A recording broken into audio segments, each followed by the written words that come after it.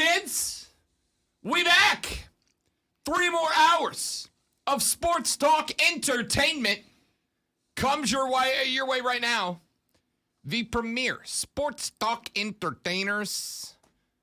Glad to have you guys. Welcome in. The Rob Brown Show is live, baby. Right here on the Fan Upstate. I'm Rob. The Swolton. I'm struggling already, man. Apparently the JAS is in the building. Here's what you did that so well. You got excited about it. It's like, man, sports talk entertainment. Good. The great one, Lonzo, on the other side of the metaphorical glass this morning. You guys are on the phones at 844-FAN-PHONE, 844-326-3663. You're on the Preferred Home Services text line. It's 71307, 71307. Start your text with FAN, F-A-N, FAN, F-A-N. And get us on the Twitter, at The Rob Brown Show, at Lonzo on word. What's going on? It is hour number 1. We got a busy show lined up for you today. It's Thursday, and you know what that means. Coming up at 11:20, your home for all things combat sports in the upstate is Fight Club with Lonzo. And you know what? We might have to make that segment. We may have to go long on that segment today because not only has it been a very eventful week in the world of professional wrestling, but Tyson Fury has just come out of retirement for the 77th time in his career. And there's a major UFC fight this weekend that could turn out to be a fight during the press conference. Major combat fight in UFC. And they also announced yesterday another main event, and they are clipping with Prime Fights right now. So 11:20, you're going to want to be here for Fight Club. I saw on the text line to another show not terribly long ago, somebody that wrote in and said, man, I wish the Fan Upstate would cover MMA. It's got a good following here. It fills up bars. I wish that somebody at the Fan Upstate would cover MMA. My goodness, Lonzo, if only there were some guys that talked MMA on their show. If only. For a very long time, too. Yeah. Other shows don't understand the importance of the UFC, but we do. And not just UFC, but local mixed martial arts fighting. Yes, indeed. Yes, indeed. So, turns out we got you, 11:20. It is Fight Club with Lonzo, your home for all things combat sports in the upstate. Looking forward to that. Coming up here in just about 28 minutes from right now, Rashad Beard is going to join us. The Return to the Panther Nation podcast.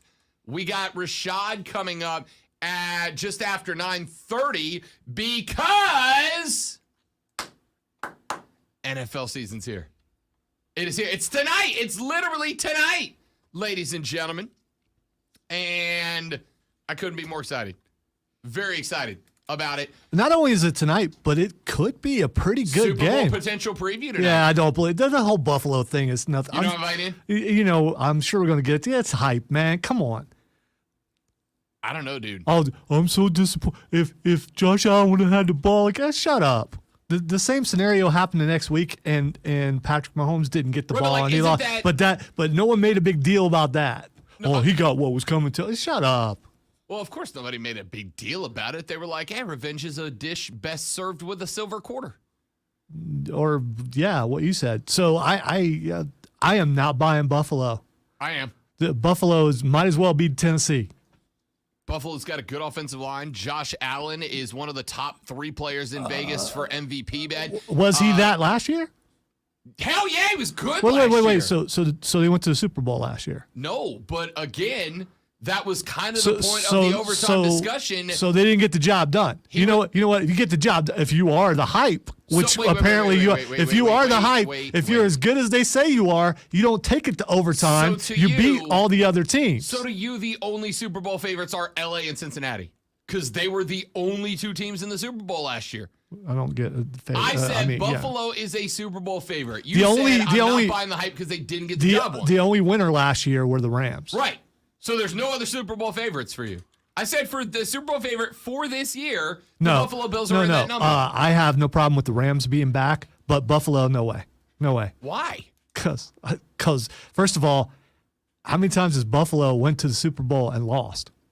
4 in a row that one time. Thank you. And they haven't been back since. And is the team good? Yeah, the team is good. The team's damn good. The team is good. But, no one wants Buffalo in the Super Bowl because they're just going to go there and lose. Because that's what they do. That's what Buffalo does in the Super Bowl. They lose. I do want Buffalo. If it can't be me, I'm kind of team Buffalo. Because the last couple of years I've gotten to hang out. There is a local beverage-based establishment that hosts the Buffalo Bills fans. And I went 2 years ago and last year, each year, to one of their games at their invite. And if the Buffalo Bills fans are still within the Rob Brown Armada and listening, hit your boy up. Let me know you're still out there because I want to do it again. I'm going to tell you right now. Buffalo Bills fans are the wildest group of human beings I have ever been around. Bills fans are flat out insane, and I'm all in. Buffalo reminds me of Saints fans just from New York. By the way, you're right. You're right. The Buffalo fans are crazy. You'd have to be to live in that snow, and you can't be sane doing that. And I agree. The fan base is great, all except for one guy, and if he's listening, he knows who he is. But show me something. Show me something. You didn't show me. You made it there, but you lost. I love it. I love the Bills. So maybe it's one of those things where the major network media has decided that Josh Allen is great and the Buffalo Bills are going to the Super Bowl. First off, I'm a little bit surprised, Zoe. I'm a little bit surprised. And I'm surprised because last I saw, Patrick Mahomes still plays football. Last I saw, the Kansas City Chiefs still play football. I get it. Last I saw, I get it now. Yeah, I think the Chiefs are being slighted.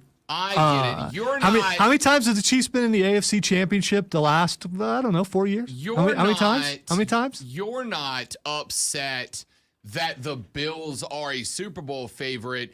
You are upset that they are being talked about more than the Chiefs. We have decided, the Chiefs are the old flavor. We don't like that flavor anymore. It was good for a while. It don't taste good anymore. It may still taste good, but we want something different. So we're going to go with this. Chiefs are still there. Patrick Mahomes is still there. The loss of Tyreek. And by the way, Patrick Mahomes and the Chiefs beat Buffalo last year. All that hype, so excited and everything. And you can whine and cry about the overtime rules, but in the end, there's a W and there's an L, and you took the L. Are the Chiefs better than they were last year? Yes. No. Yes. No. Tyreek, overrated. No, overrated. Overrated. Overrated. Do not buy the hype. Come on. Do not buy all the how many? Okay, so you take Tyreek out of the Chiefs, and you're a worse team for it. No. Yes. No. Because you still have Andy Reid, you still have Patrick Mahomes, you still have Travis Kelce. You've got a bunch of receivers. As Patrick Mahomes just said, sorry to fantasy football players, but they're going to be different guys catching touchdowns every single week. He doesn't seem to be worried about it. You know what Tyreek's going to do? He's going to enjoy his money and his accurate quarterback. Breaking news. Kansas City Chiefs quarterback has confidence in Kansas City Chiefs offense. You know what? It is breaking news. You know why? Because nobody else is giving him a chance now. Everybody else is, Buffalo. You know what? That's the same way it was last year. Was Buffalo in the Super Bowl? No, they were not. Did Buffalo win the AFC Championship? No, they did not. Was Buffalo in the AFC Championship? No, they were not. Do you know in Vegas who the second betting favorite is to win the AFC? I don't need to make you wait. Vegas is suckering people into spending the money on Buffalo, knowing good and well that Buffalo can't get it done. The Bills are plus 325. The Chefs are plus 500. The Chargers are plus 750. Wow, Buffalo is that much better than Kansas City? Really? 325 to 500 is not that big of a deal. Really? But it is, though. The Bills are better and the Chiefs are not. That's not. That's just, yeah. Dude, you're like... No. It's like if I took a tire off your Camaro and was like, is your car as good? And you're like, yeah. All right. We don't talk about what I drive, but now you just did. Thank you. I, honest to God, was just making up a car brand. Scout's honor, I literally was just saying the first car that came to my head. My car gets keyed. I'm sending you the bill. That's fine. If it makes you feel better, and I do want to talk about this later in the show, if it makes you feel better, at least your car is not Kevin Harvick's, whose car just lit on fire during the race at the Southern 500 this weekend. Here's the best part of that, and I'm going to come to this later in the show. I'm not done with this conversation about the chefs and the Bills. Oh, this conversation's over. No, it's not, because you're wrong. For sure. You're killing me. Kevin Harvick was driving in the Southern 500 at Darlington, the Lady in Black, this weekend. And with about 50-ish laps to go, Kevin Harvick just pulled to the side of the racetrack, and his car effectively got engulfed in flames. Like, he had to climb out of the flames in the vehicle. Spontaneous combustion? Well, the NASCAR is working on it. Sunspots? NASCAR. Flammable paint? The car was the drummer from the band Spinal Tap. So Kevin gets out of the car. Here's my favorite part. Like, he has to climb through the fire to get out of the car. And he goes back into the back, and he gets checked out in the med tent. And the lady doing the trackside reporting comes up to him. She's like, Kev, what happened, buddy? And he goes, yeah, the car lit on fire. And you know, after it caught on fire, I drove a couple more laps hoping it would, you know, go out. She's like, wait, you kept driving? He's like, yeah. She's like, the car was on fire, Kevin. Kev's like, yeah, I know, but I thought, like, and he didn't say this, but you got the feeling that in Harvick's brain, he's like, you know, if I drive fast enough, I could probably get these flames to go out, right? Have you ever heard of fanning the flame? Yeah. That's kind of what he did, probably. Listen, made it worse. We also all know that if there's a stovetop fire, the correct decision is not to throw water on it, right? Because even though water makes fire go out, if you do it on a stove, it makes the fire worse. If there's grease involved, you're supposed to cover it. Not everybody in the moment when there's actual fire is going to handle it right. I got the impression Kev was like, you know, if I drive fast enough, I bet the fire goes out, right? Like blowing on a match. It's just the match is the car. She said, he goes, yeah, I drove a couple more laps with the car on fire. And then once it got to the point that it was effectively melting my boots off of my feet, I was like, I probably should get out now. Yeah, you probably should, Kevin.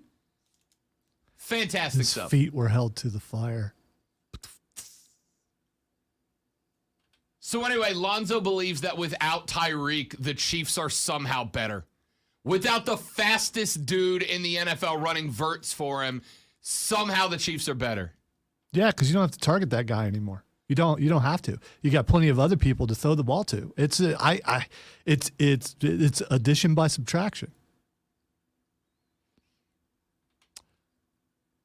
While I greatly appreciate your undying optimism, you know, that should be on my tombstone someday, because that's me.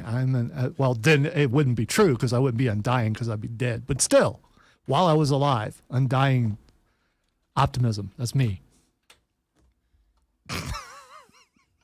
Okay.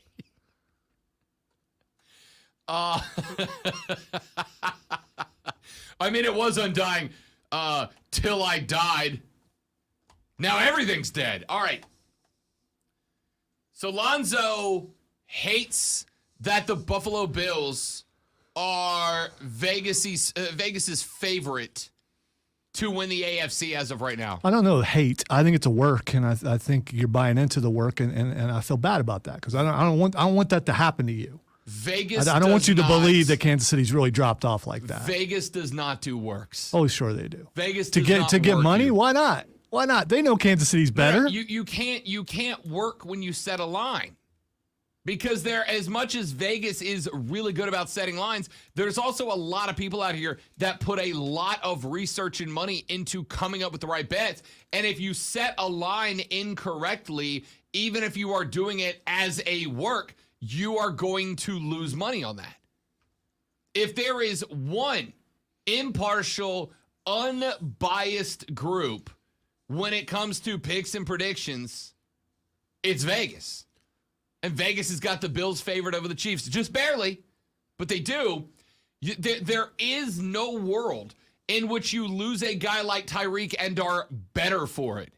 So I am curious. Was Tyreek a locker room cancer?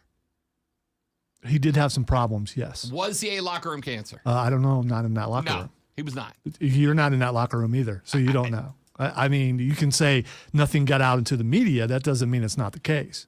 Doesn't mean it is the case either. Neither one of us are there. We don't know. Locker room cancers at the wide receiver position have an exceptional talent at making themselves very publicly known. See, James gets it. You're absolutely right. James says if my teams don't win, it's a work, rigged, and the NFL hates them. Absolutely. Absolutely. See? That is the mentality you need to have going into the NFL season, which starts tonight. And I am very curious who Rob is going to pick tonight to win this game. After all this stuff, is Rob going to pick Buffalo? Vegas has Buffalo favored. Yeah, I'm asking you. Is it a work? Yeah, Buffalo. Yeah, Vegas is doing the work. So will you go outside of Vegas and actually pick Buffalo to win after all this stuff you talked about? For the record, going outside of Vegas would be picking the Rams. The defending Super Bowl champs are going outside of Vegas. No, right. So are you going to pick the Rams? I don't know yet. Okay. All right. It's going to be, I've got to talk myself through that pick further. After all that. The Rams are good. Really? Yes. Yeah, but they're not Buffalo. You just hype Buffalo like the Buffalo going to the Super Bowl. You do realize that I am allowed to believe that more than one team is good, correct? Well, yeah, there has to be two teams in the Super Bowl. You're right. You're right. I'm allowed to believe that more than one team is good. So am I allowed to believe that you're going to pick Buffalo to go to the Super Bowl and lose? Because if, you're going to pick them to lose tonight. By the way, the spread's now down to a flat 2. So the money's on the Rams right now. The bettors, Vegas is on the Bills. The money's on the Rams. We'll talk more about that later in the hour. Texter said, Rob, I agree with Lonzo that Tyreek Hill is overrated. A lot of Mahomes' interceptions came off of Tyreek's hands. Classically, I mean, he dropped a lot of balls last year. And classically, when you got that one guy that you feel like you got to throw the ball to, sometimes you force it. And it's unfortunate when that guy doesn't catch the ball. And Mahomes got all the heat last year. Check out how many. There's probably a nice reel of how many balls that Tyreek were thrown perfectly to him, and he dropped them. It was him a lot last year. That's why they are not distraught over the fact that he's no longer with the team. Alex has just tweeted into the show. Explain Lonzo's utter contempt for anything fun. All right, let me address you, Alex, and tell you that I'm having a blast right now. So I mean, so that would mean because he's up under my skin and he knows it. That would mean he knows it. That would mean that I'm having fun. This is my kind of fun. He is up under my skin and he knows it. All right, ladies and gentlemen, we got a lot to get to in this hour. When we come back here in just a minute, short segment, we will look at tonight's opening NFL game. The Vegas Super Bowl favored Buffalo Bills take on the reigning, defending, undisputed heavyweight Super Bowl champions, the LA Rams. We'll talk about that game, break it down a little bit. Then, in the final segment of this hour, Rashad Beard of the Panther Nation podcast joins us to talk a little Cleveland, Carolina. Then at 11:20, it's Thursday. You know what that means. Time for Fight Club with Lonzo. You're home for all things combat sports in the upstate. All of that and more coming up next on The Rob Brown Show. And the fan upstate. Prisma. Stay right here, stream. Got to do a read. I will be right back.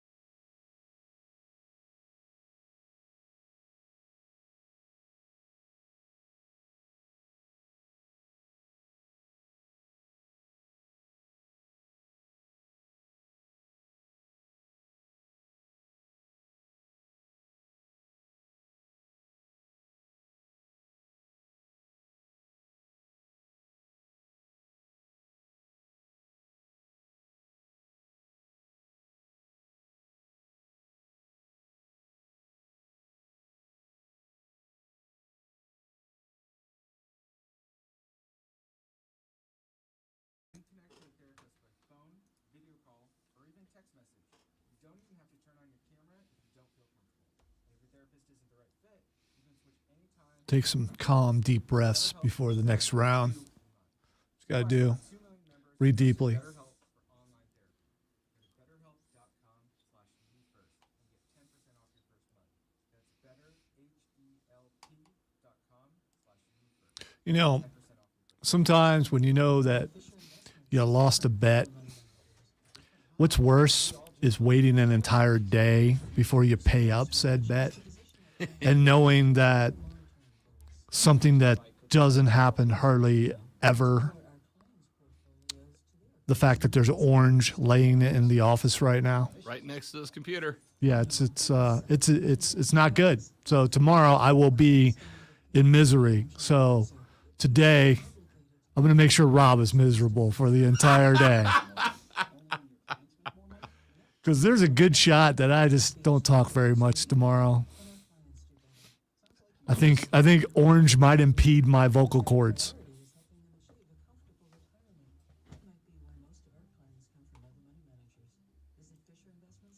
It's also funny how, I ask someone, hey, you got something? Oh, yeah, I got something. People are more than willing to make sure that I have what I need to pay up my debt. And I really, really appreciate that. I shouldn't complain, though, because I didn't have to pay for anything. So, I mean, that helps.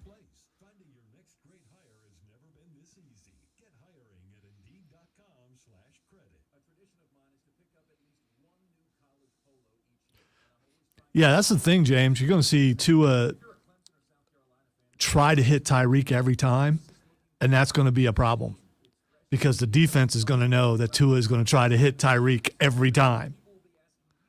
So whoever's playing Miami is going to have, their defense is going to have fun. The reporters already have the questions ready. So, Tyreek, do you think how accurate is Tua? Yeah, do you think it was a good move going from Kansas City to Miami? And he'll say, I have X amount of $1 million that say it is.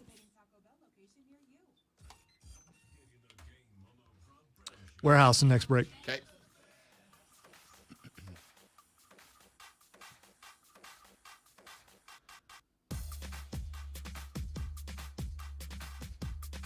The Rob Brown Show back on the radio. It is the Fan Upstate. Rob Alonzo and you. I was going to talk National Football League Week 1, and we're going to get to that coming up in a minute. Rashad Beard's joining us here in about 9 minutes from now. But before I do that, ladies and gentlemen, if you have not participated in our live streams of the show yet, you should. You should be here every day. You get to go behind the scenes. You get to watch Lonzo and I do the show live. You get to have conversations with us off the air that we wouldn't ordinarily have on the air. You can pretty much interact with us like we're real people or zoo animals, depending on your perspective of how the stream works. And you can watch the stream by going to facebook.com/thefanupstate, facebook.com/thefanupstate.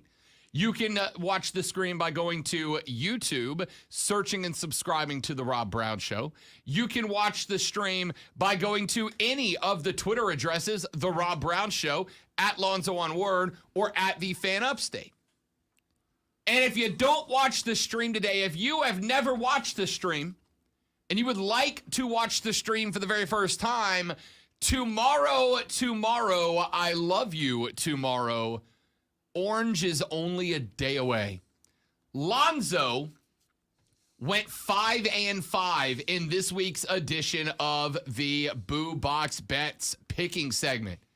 Unfortunately for Lonzo, Rob Brown went 6-4 and secured victory number 1, which meant that yesterday, Lonzo had to draw the first punishment out of the Boo Box. Well, ladies and gentlemen, punishment number 1 for Lonzo, he must wear a Clemson shirt and hat for the duration of his work day here at the Radio Ranch.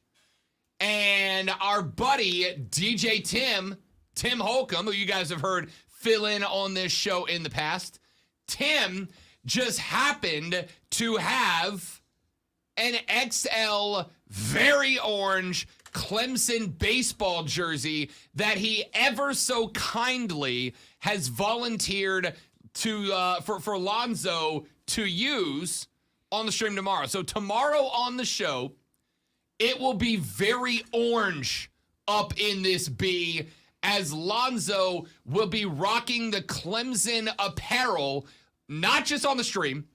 He's got to put it on when he gets to work, wear it all 3 hours on the stream, wear it for the duration of his work day around the office, and he may retire. He may strike the colors when it is time for him to depart the office. I know I am looking forward to it. I know that a number of folks on the stream are looking forward to it. And if you have not watched the stream before, tomorrow will be a great first day because you all know Lonzo's undying love for all things orange and purple. And tomorrow, he will be sporting both proudly on the stream. I just want to point something out. There is no color on God's green earth that I don't make look good. And I'm going to have trouble with it with the orange. I really am. I'm still going to be sexy as all get out, but I'm not going to look happy. So, I mean, you know, and there are people out there, especially that fan base, whose colors I will be wearing tomorrow, who will love every second of it. And I don't believe in curses. There are people out there who believe in curses. If there were such a thing and Clemson were to have a bad season, please give me all the credit for having worn those colors tomorrow. Lonzo's only doing it because he took a loss in the first Boo Box Bets punishment section. And we pay up our bets here. I'm braggadocious at the moment. I'm also a little vengeful at the moment. I'm not going to have a good day tomorrow, but you know what? That's fine because your day is coming, I hope. Because I hope I don't lose that. You still have an advantage because I turned 54 in a couple of weeks. I just now understand how this whole spread thing works. So I mean, you know.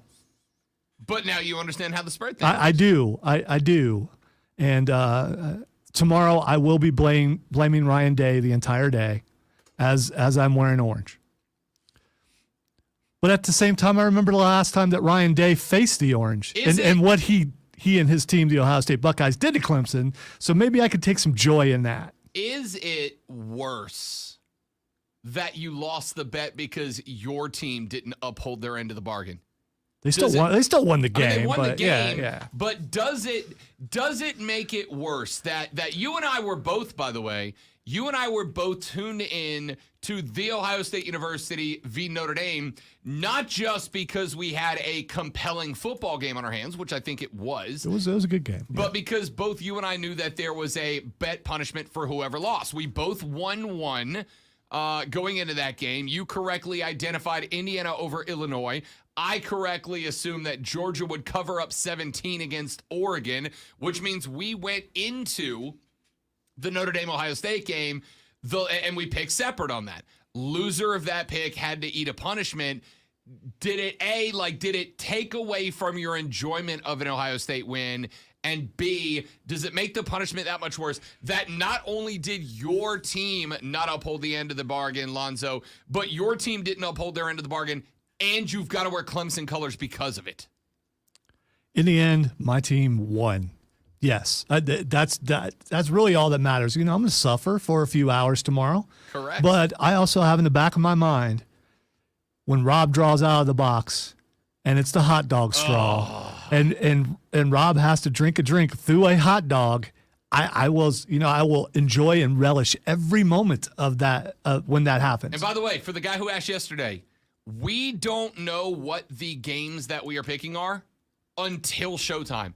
I know the games. I picked last Friday. He knows ahead. I don't know. I don't. You go through and you pick and then okay. I picked the games at 8:45. It is the last thing I do before I come to the studio. I've got about 15 minutes heads up on Lonzo. By the way, I just want to point out that this was kind of my idea, and I agreed to it, and I'm good. I'm good. I won't be good if I lose like 5 weeks in a row, but I did pretty well last week. Yeah, 5-5's not bad. Just one short of my goal. Yeah, picking 50% solid. No, here's the goal: either to, like soccer, to tie or to win. Let's take a break. When we come back, making his triumphant return to the Rob Brown Show, Rashad Beard is host of the Panther Nation podcast. Rashad, I'm looking at it right now, has got new digs, man. I'm gonna throw him up on the stream early. Look at that, Lonzo. He's got new digs. I like the trophy case and the lights. Man, the lights are excellent. The hats look good too. You can see them too. Look at him showing off the PSL owner flag in the back. I love it. Hey, I love it. Join us on the stream so you can see how sweet that room looks. All right, we got to take a break. We'll talk with Rashad Beard when we come back. A little Cleveland v. Carolina's up next on the Rob Brown Show in the Fan Upstate. All right, stream, got to read a read. Be right back. Warehouse. Yes.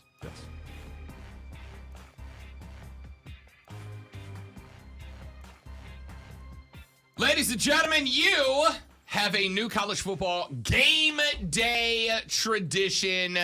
So do I. I'm in that group. It is the Warehouse at Midtown, ladies and gentlemen. 1418 Lawrence Road. And let me tell you why you are going to want to be there this weekend. Because you, starting at 10 a.m., 2 hours before kickoff of South Carolina at Arkansas, and then once again in the evening when Clemson host Furman at, well, I say evening, late afternoon at 3:30. So basically from 10 a.m. till around 7 o'clock, dig this, you're getting $2 domestics. You're getting $2 off of draft beers. You are getting half price pulled pork barbecue, loaded nachos on chips, which are the best thing they have, and they got some good stuff. And they've got other tailgate specials, like the $5 mystery shot wheel. I was in there last week. You got a chance to spin and get some really, really nice stuff. You got a shot to spin and get 2 shots for the price of 1. It's all hooked up at the Warehouse in Midtown. They start those specials 2 hours before every Clemson and Carolina kickoff. This weekend, you got South Carolina kicking off at noon. You got Clemson kicking off at 3:30. I bet they'll even let you Furman people who aren't heading down to Clemson, you Furman folks, can go out and watch the game and take advantage of those pregame tailgate specials. It is the Warehouse at Midtown. I was there Monday for Georgia Tech Clemson. It was amazing. I will be there again this weekend because I had that much fun. You should be too. It is your new game day tradition. It's the Warehouse at Midtown, 1418 Lawrence Road, right next to the Trek Bicycle Shop. It is always game day at the Warehouse at Midtown.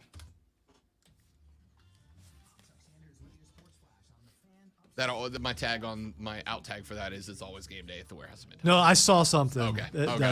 Yeah. No, I wasn't shocked by what you said. AEW's Eddie Kingston says CM Punk's not a good dude. Yeah, he's everybody's bad guy. Do we ever, Shad?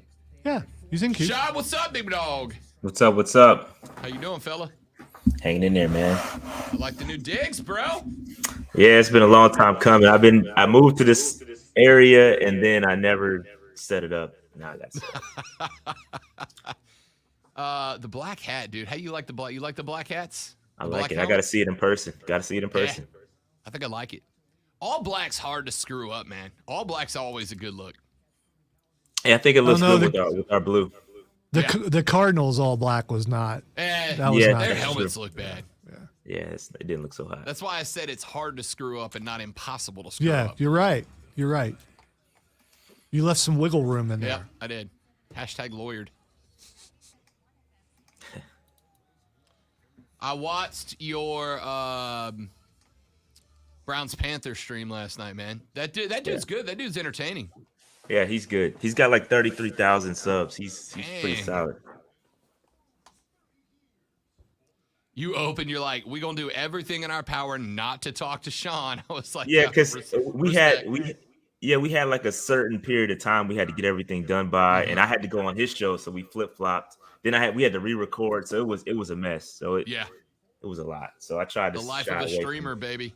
Yeah, it was a lot yesterday. And he was Bro, late. did you cut the 2 hair, or hours. you just got it pulled back? No, it's still here. Oh, all right. Come on, Rob. Well, I Come didn't on. think he would, but like, my man's got the sleek look. He's got the aerodynamic look going on today. He wouldn't be wearing the thing that I also have, but I don't know what it's called on his head if he had cut his hair. Do you know what it's called, Rashad? I don't know what that thing's called. What is that called? I don't know. It's the headband. I don't know. That's what I call it. Okay, it's kind of a head. It works. I mean, They don't make any that really fit my I'll say for you, head it's a size. bath towel. Oh no, it's really tight. It hurts. I'll get you one, an extra large one. There it is. I might need a 2 or 3X. I mean, Shad, you might appreciate this, or you'll make fun of me for it. So Lonzo and I got hired to do a Carolina project for Odyssey, right? Which requires your boy twice a week to put on a Carolina Panthers t-shirt and jersey now while I do this thing for Odyssey. So twice a week, I got to rep silver and blue now. Sounds like you halfway converted. No, bro, I'm getting paid. see, with me, I already had 2 teams. Panthers were my team and the Chiefs. Nope. So I got an AFC and an NFC team. So it's not difficult for My me. fandom cannot be bought, but it can be rented. He does look uncomfortable in it. He does.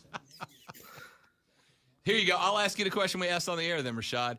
How much? Who's your least favorite rival in the NFC South? Don't like the Falcons. Don't like the Falcons. So we got that in common. How much would a company need to pay you to get you to do a Falcons podcast and wear their colors? Like how much an episode? I mean, or how money much talk. a year? I can be bought. So I don't know the number, but I can definitely be bought. But there is one. Yeah. Yeah, for sure. He's just trying to make himself feel better. That's all.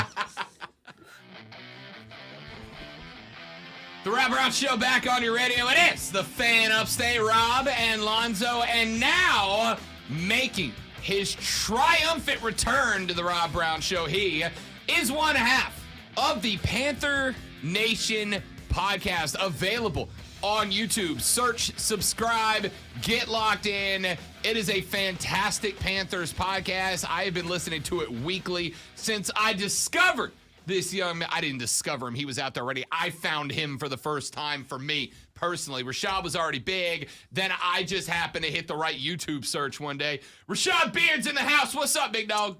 What's up? Good to be back. Got my nice little area looking good. So yeah, it's good to be back, guys.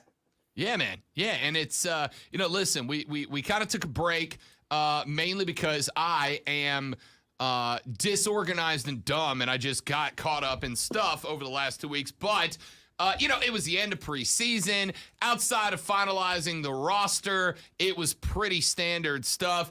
Let's start with Rashad. We've seen a couple of roster moves. A couple of offensive linemen go to practice squad, brought in a new wide receiver, got rid of Davion Nixon, which I found interesting because he was getting a lot of praise from Matt Rule last year, but decided to go a little more vet heavy across the D-line. What roster moves heading up to week 1? Was there any that kind of caught your attention as that's not what I thought was going to be? That's an interesting project guy. Like what roster moves, if any, do you think will have an impact on the season? Yeah, I don't know what's necessarily going to have a major impact. I think the one that surprised me the most was bringing in Laviska Shenault. I know that he is a talented receiver, not quite utilized the right way down in Jacksonville, which a lot of things can be said about Jacksonville not using guys the right way. And so I feel like that move in particular was the one that could have the most impact if used properly. He could be a problem. He could be essentially our Deebo Samuel because he can take the football out the backfield. He's kind of like Curtis Samuel a little bit. If you all remember Curtis Samuel from a couple years ago, very similar skill set to Deebo Samuel. So I like that one. I just don't know how it's going to play out on the field. I don't know how McAdoo he does know about him because he goes back to Jacksonville. He had him in Jacksonville. So it's going to be interesting to see if he gets some touches out of the backfield. That could be a problem, but he's stacked. He's built like a running back. That's the move I believe that the latest move of the moves that we made could have the most impact. Rashad Beard, host of the Panther Nation podcast here on the Rob Brown Show and the Fan Upstate. All right, man, let's go ahead and get to week number 1. Cleveland coming to town. The bank is going to see the Browns. Baker Mayfield. The interesting story, and we didn't get a chance to talk about it yet, but the Bills sideline reporter Cynthia Freeland said, Baker said, I'm going to bleep them up. Baker came out a few days later and said, yeah, I didn't really say that. That's not what I said. And what I did say was taken out of context. I honestly, Rashad, doesn't really impact the game. I was honestly kind of a little bit disappointed when Baker said I didn't say that, because I kind of want swag Baker Mayfield. I kind of want cocky, arrogant, you didn't shake my hand, so I'm going to wag my junk at you from across the field, Baker Mayfield. And I mean, it's almost like dude's trying to put on the suit and tie and be a pro, which I get and I respect that. Are we going to get cocky Baker Mayfield on Sunday, or is he going to wait till his play backs that attitude up? Yeah, I think you're going to see and I don't know if he said it or not, doesn't really care. But you never want to give another team's bulletin board material for them to amp themselves up, because I think there was some animosity between the Browns defense and Baker Mayfield last year. I learned that yesterday when I did the preview on my show, that, there's some things between the defensive side of football on the Cleveland Browns and Baker Mayfield, because he went out there hurt and they felt like he was damaging the team. So you don't ever want to give them, more of a reason to kind of go after you. But if he said it, so what? I mean, it happens. That's the Baker Mayfield we kind of thought we were going to get anyway. So I wouldn't mind having that kind of Baker Mayfield. And I think we're going to see it on the field. He may not say things publicly for us to hear, but I'm sure in the trenches, there's going to be some smack talking. And I like it. As long as he backs it up with his play, I love it. I love the competitive spirit. I love, seeing our players with the energy. And I feel like even, they did an interview with Dante Jackson, our cornerback, and he said, yo, we're going to support him. That's our guy. And I love it. As long as you can go out there and back it up, give me all the smack talk, give me all the energy.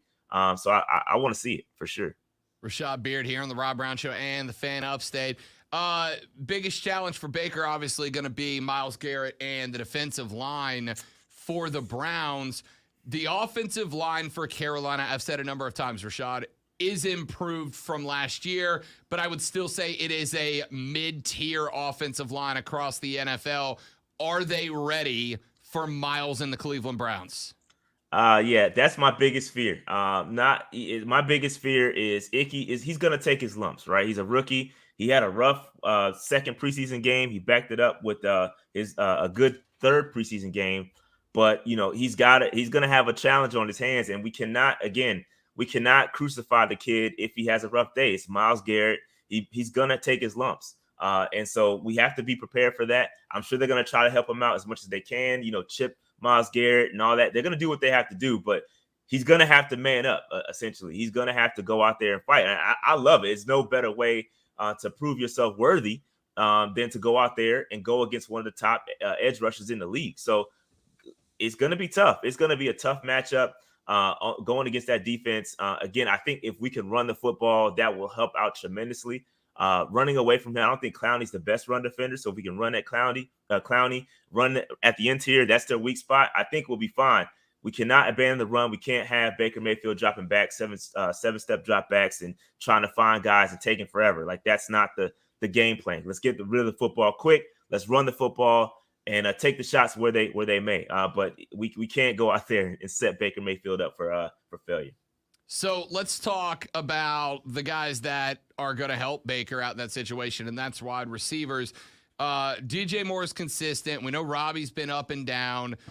Terrence Marshall Jr. is kind of interesting because Matt 1 week was like, I need more. I need to get that guy out there. I need to see him compete. And then a week and a half later was like, yeah, I think he's doing fine.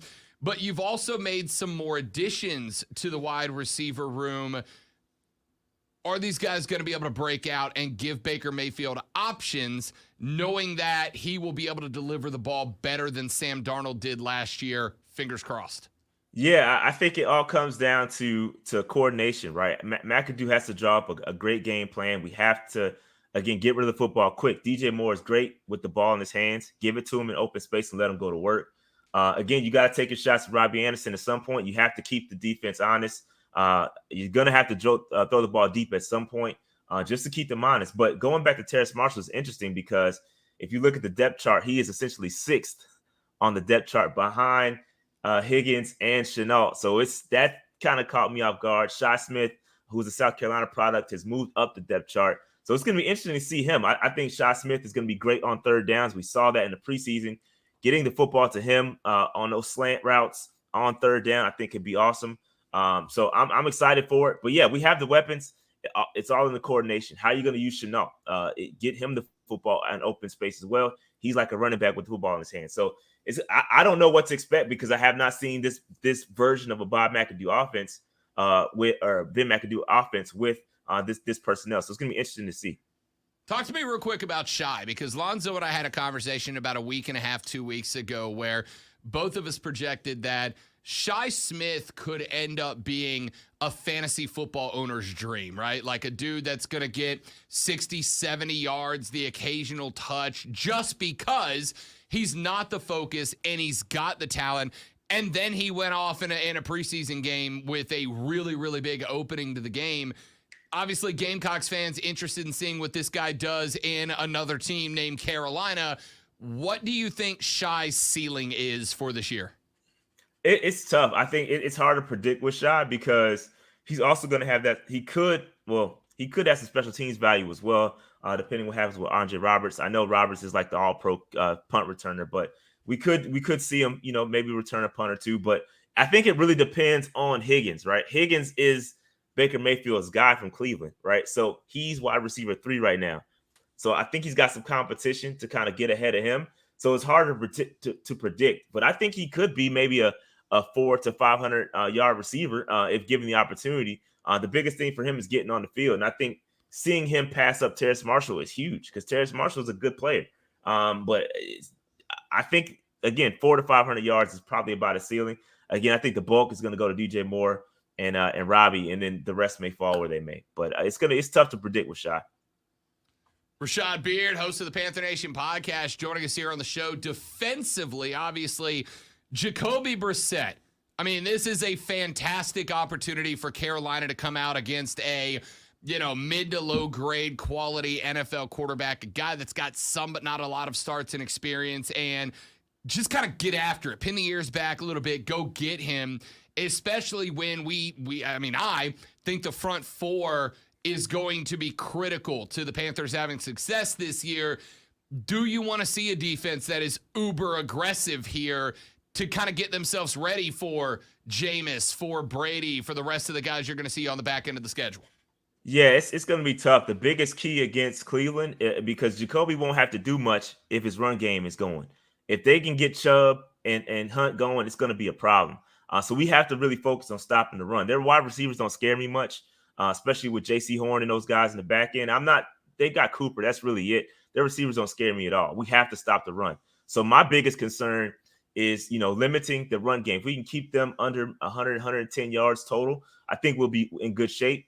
But the interior, Derrick Brown, Ioannidis, we got to see what we can do with the run game because that's the biggest scare for me. Going from last year, we could not stop the run, and we have to improve on that. I know we made the Henderson picked up from the Patriots. He's a run stop specialist. We got to see it. I have to see us stop the run consistently, but that's my biggest fear. I do want to see us be aggressive. We got the pass rushers. We got Brian Burns. We got Luvu. We got all these guys that can rush the passer.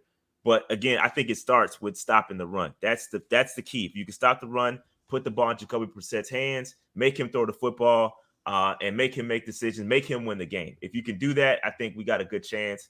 But if we can't stop the run, it's going to be tough. Rashad Beard, host of the Panther Nation podcast. It is available on YouTube. They put out, what are you guys done, like 4 videos already this week alone, right? It's nuts, man. It's so much going on. We'll continue to put out content going on other people's shows. So we're all over the place. Just follow us on Twitter, find out where we are next. But it's going to be fun. It's going to be fun. At Panther Nation PC on Twitter. They've got a piece that they did with a podcaster from the Cleveland Browns. Rashad did an interview. You also popped onto his channel. So if you want to get a better feel for this game, great couple of podcasts to listen to. And listen, I'm going to tell you somebody who's done this for a long time. To put together an hour and 21 minutes on the final 53-man roster is freaking tough, and Shad and Dave did that. Go to YouTube, search Panther Nation Podcast. Follow them on Twitter at Panther Nation PC. Rashad, my guy, good to have you back on the show, buddy. Yeah, appreciate it, man. Let's get it done. Go Panthers, keep pounding. Let's get this W, man. There you go. Next time we talk to Rashad, the Panthers will be 1-0, and Baker Mayfield will have a little revenge. I love it. Rashad will be back next week. We'll break it down then. That's hour 1 in the books. Hour number 2 just around the corner on the Rob Brown Show and the Fan Upstate. Oh, we're just waving in general. Later, Rashad. I was waving till Rashad. I mean, you know.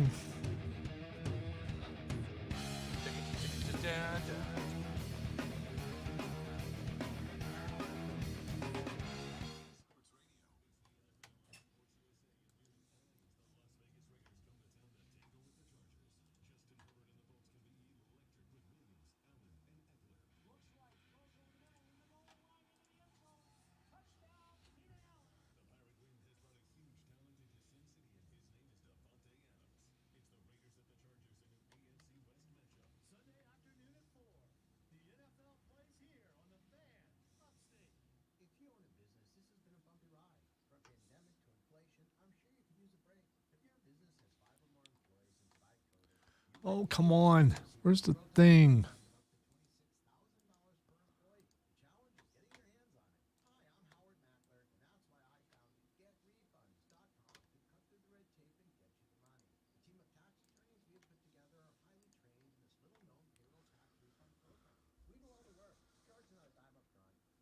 Yes, I am. It's a t-shirt, though, not a jersey, which was cheaper than a jersey, but it kind of fits kind of weird. So hopefully after I wash it, it'll... Do you guys wear shirts off the rack, or do you wash them first?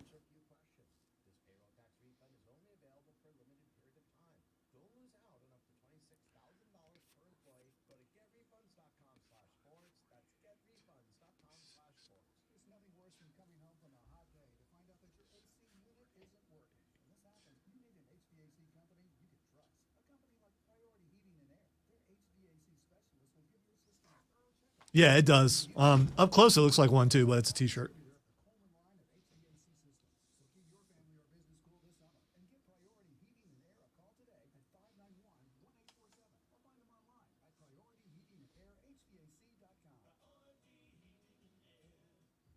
It's almost like a new car. I like the new smell of the shirt, so I'd rather wear it once before I wash it. Just because it just has that smell to it, that new shirt smell, yeah.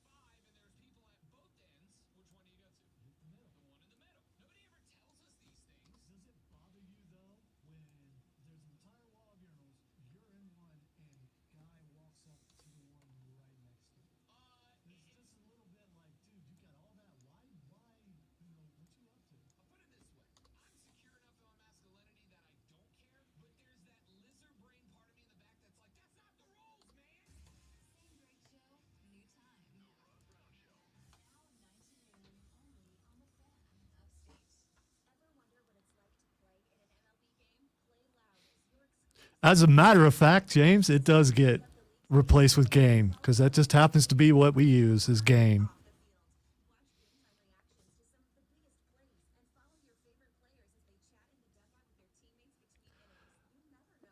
So what do you think they're doing with the shirts if you don't trust the store employees? I don't know.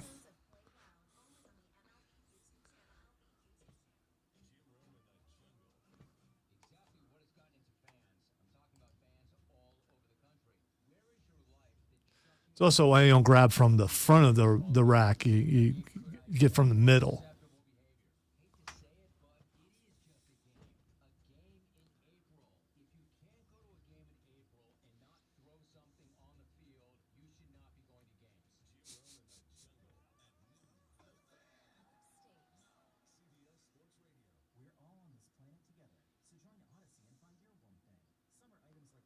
Yeah, that does happen sometimes, except for my size is always near the back. So, so I'm not worried about, depending on, although I did visit the DXL this weekend also.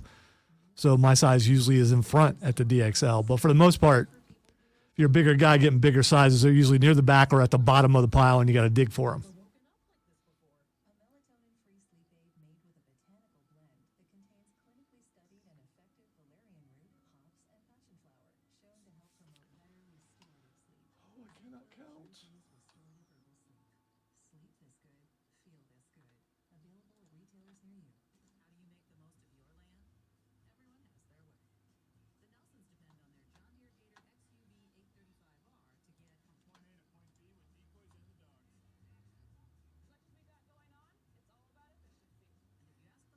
Yeah, but who tries on a T-shirt, Josh? It's a T-shirt. Who tries on it? I agree. There are some people out there, and those people cannot be trusted if you're trying on a T-shirt. But it's a T-shirt.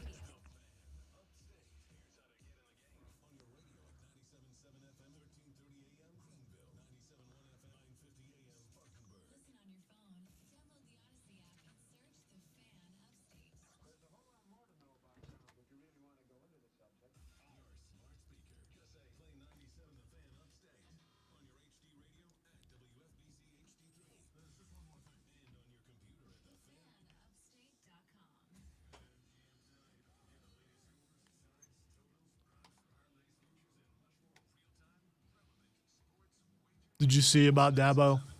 Yep, we're about to talk about that. Okay. In fact, you can get the breaking news sounder out if you want. Harley in the first break.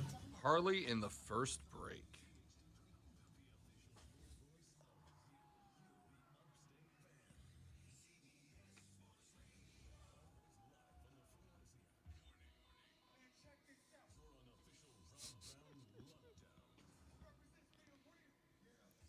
Yeah.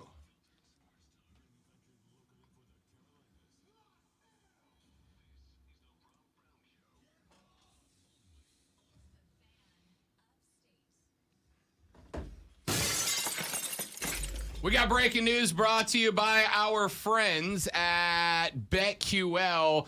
Be a smarter, better, beat the books with our friends at BetQL. Clemson Director of Athletics Graham Neff has announced today that Clemson and head football coach Dabo Swinney have agreed to a new enhanced contract via the Clemson University Board of Trustees Compensation Committee. They have extended Dabo's contract through the 2031 football season. Reflects both, according to Clemson, in a statement released just literally minutes ago.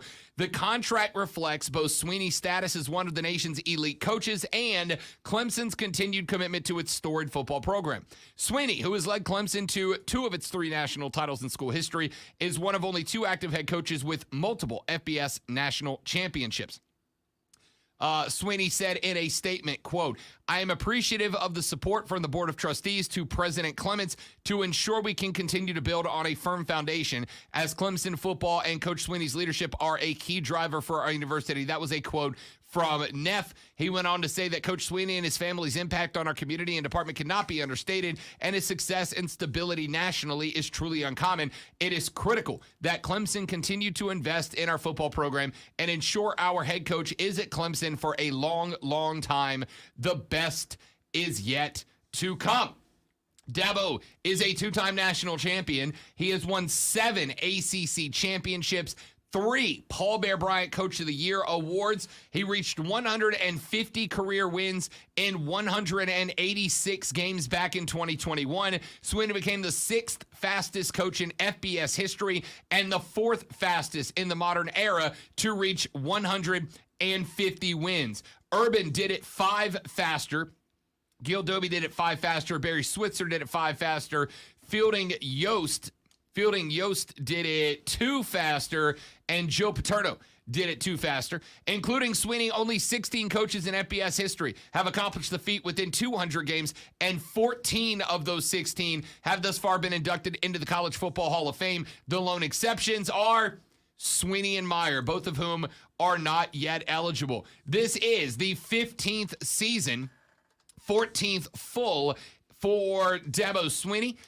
He is 3rd place in FBS history for the most coaching wins in the first 15 seasons, trailing only Herb and Bob Stoops. Sweeney and his teams have won at least 10 games in 11 consecutive seasons. Only Bobby Bowden and Nick Saban have accomplished that so far. So Dabo locked in long-term with the Tiger men's football program, Lonzo, and obviously. I'm a little confused here because from what I've heard, Dabo doesn't know how to coach because DJ is still the starting quarterback. So I don't understand, and I'm a simple person, and sometimes I need, things broken down to me a little bit, simpler. How is Dabo Sweeney getting an extension when obviously he doesn't know what he's doing by leaving DJ as a starting quarterback? I don't get it, Rob. I'm speaking on behalf of Clemson fans right now. How could they extend this guy when he obviously doesn't know how to coach because DJ is still the quarterback? We posted a conversation on our podcast page at facebook.com/thefanupstate, or you can go to the website directly, thefanupstate.com. Right there at the top middle of the page, there's a button that says podcast. Drop it down, go to the Rob Brown Show. And we posted a segment regarding a conversation that we had yesterday on the show that went in the same direction. And my thought on that was Cade did well in the fourth quarter. It is not time for a quarterback controversy because I thought DJ played well too.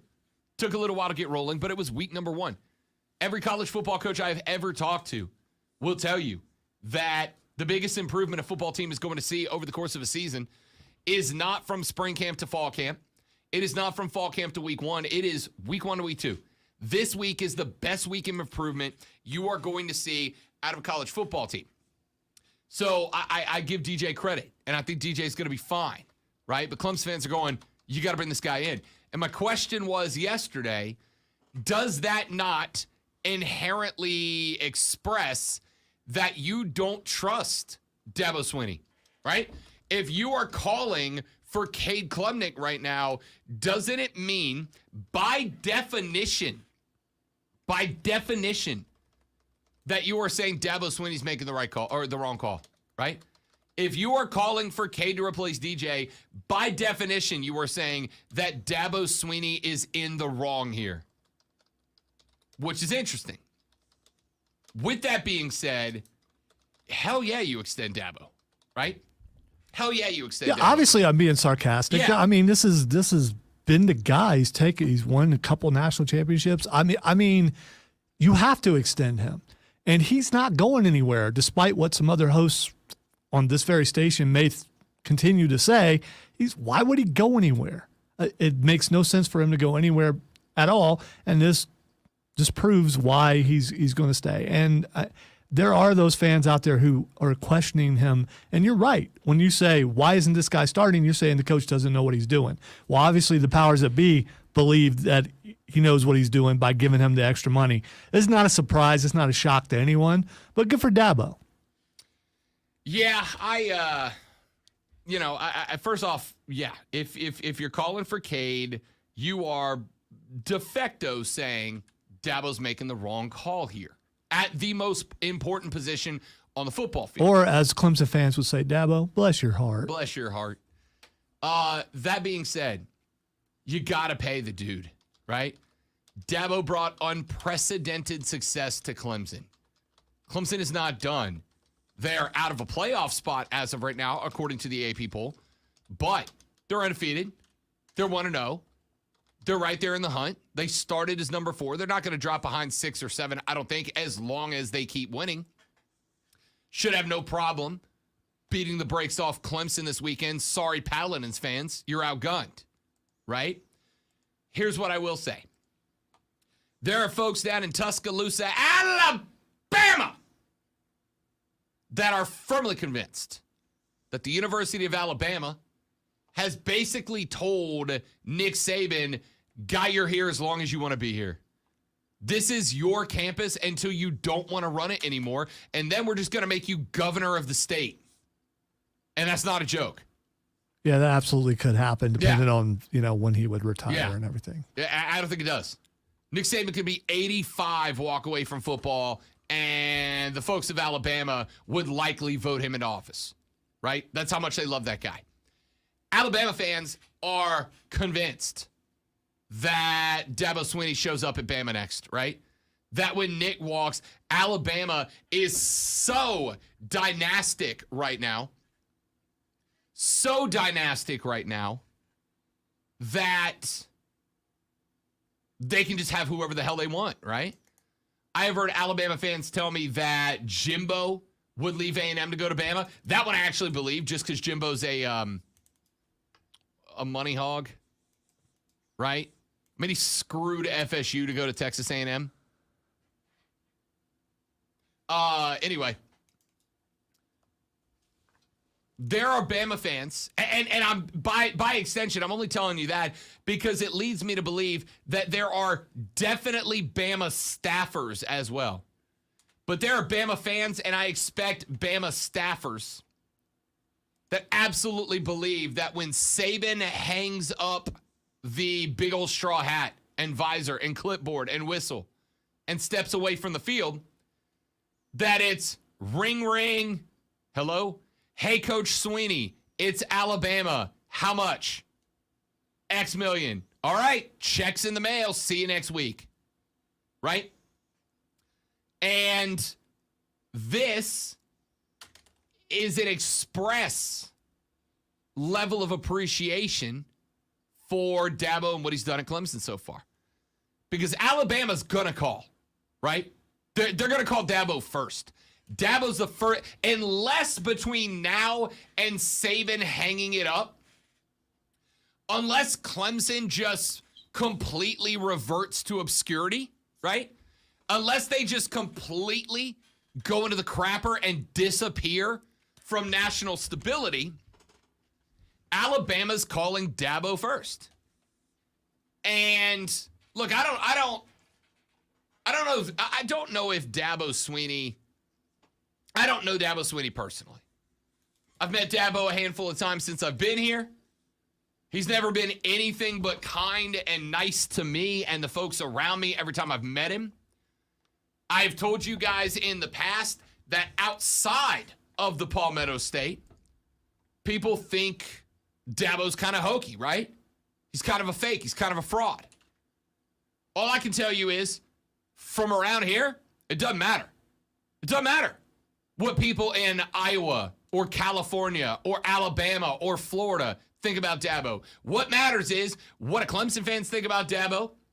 What do South Carolinians think about Dabo? And what do Clemson Tiger football players think about Dabo? And from those groups of people, the ones that matter, they all love the guy. And I get it. Like I said, he's never been anything but nice and kind to me in the times that I've met him. So, with that being said,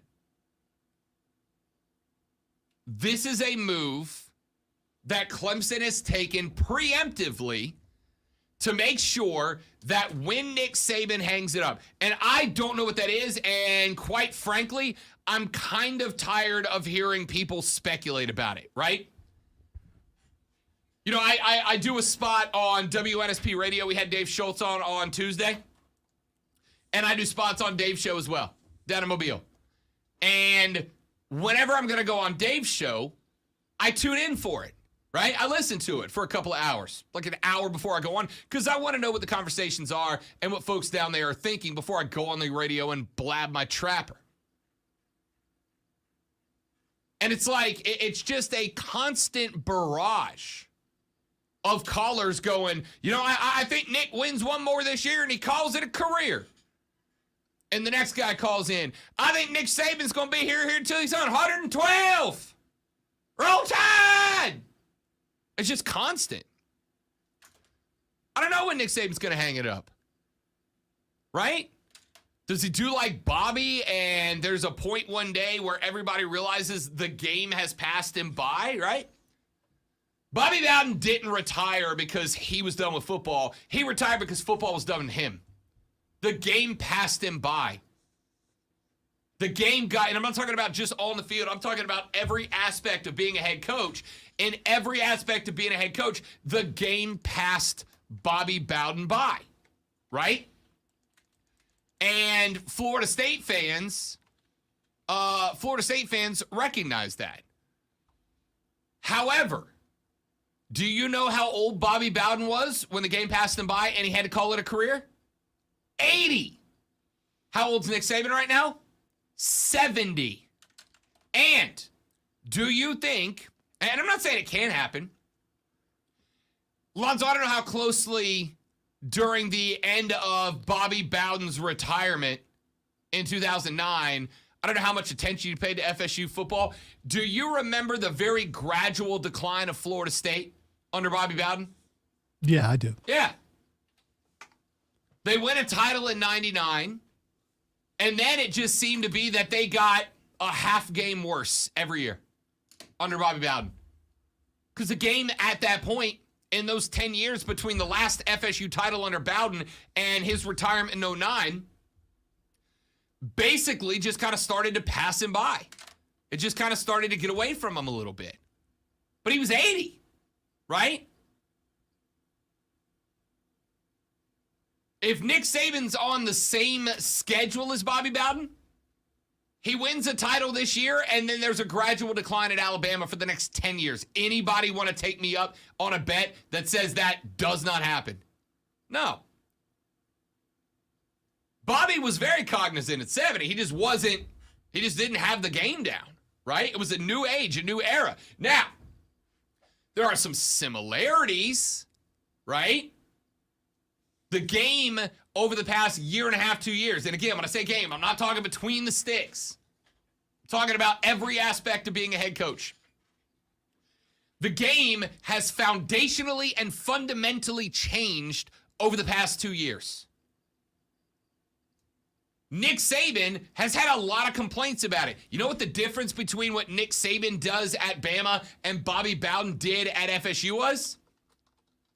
The game changed foundationally over the last 10 years of Bobby's career, and Bobby didn't adapt. He just kept being Bobby Bowden. And don't get me wrong, FSU fans justifiably loved Bobby Bowden for it, but the game evolved and Bobby did not. What does Nick Saban do? He whines and complains about fundamental and foundational changes to the game, and then what's he do? He adapts to him and he kicks your ass again, right? How many times has Nick Saban warned you? You know, I think what we're doing here to the game of football is not a great change, and I'm concerned about the impact it's going to have on fans, on coaches, and on players. And also, I'm really good at this. And he is. And he is. Nick Saban was on the front line complaining about name, image, and likeness. I don't have the numbers in front of me. In fact, I'm going to try to look them up while I'm saying this. I would be willing to bet, Lonzo. I would be willing to bet that Alabama is, I don't know, top 5 in NIL money right now. Anybody want to take that bet? I don't have the money in front. I don't have the numbers in front of me. But I'd be willing to bet Alabama's top 5 in NIL money. Maybe top 3, right? Nick Saban came out and said NIL is bad.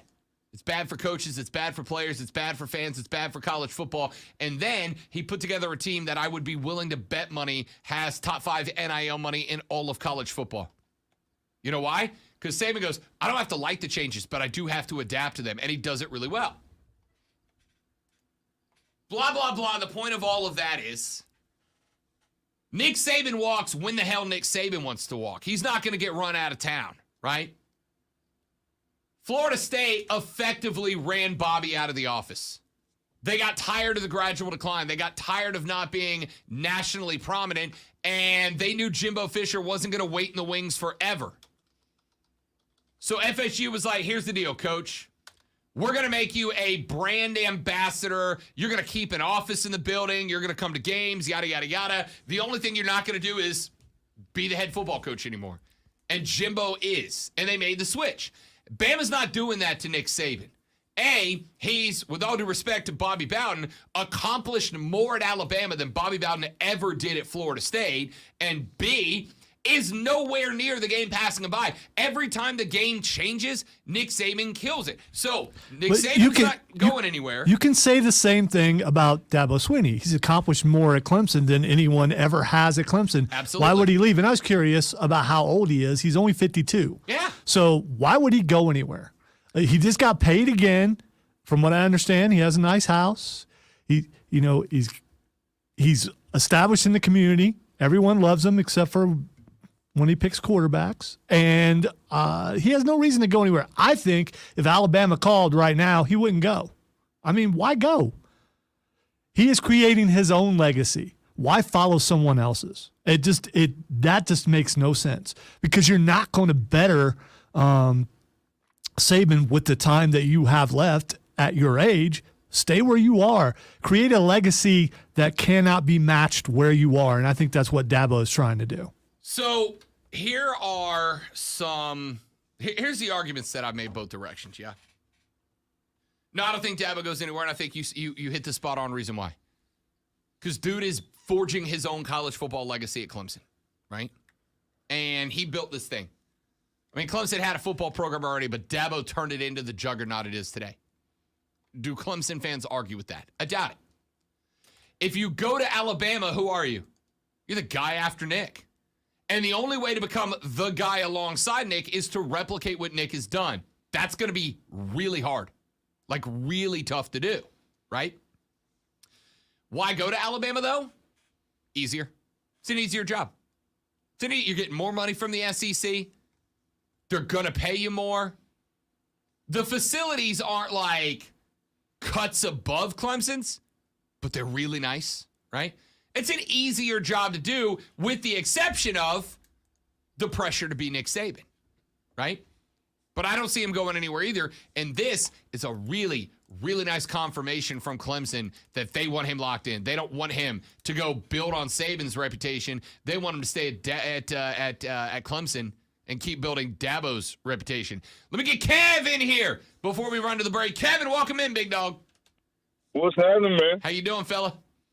Oh man, this the birthday week, so I've been partying about every day, man. We've just been getting it in, going to eat good here and chill out, and just talk ball wherever I can get ball in at, man.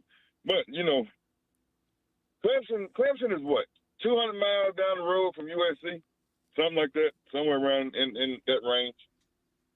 And why can't we get South Carolina somewhere in the box like Clemson? I think it's on the way. I heard you say this a few weeks ago. I think South Carolina has got their Dabo. I think they have, but we can't get 40 yards rushing again. I tell you that. Arkansas seen 40 yards rushing. Don't you think Arkansas licking their chops to put that down to 20 this week? And they got to throw the ball about 50 times.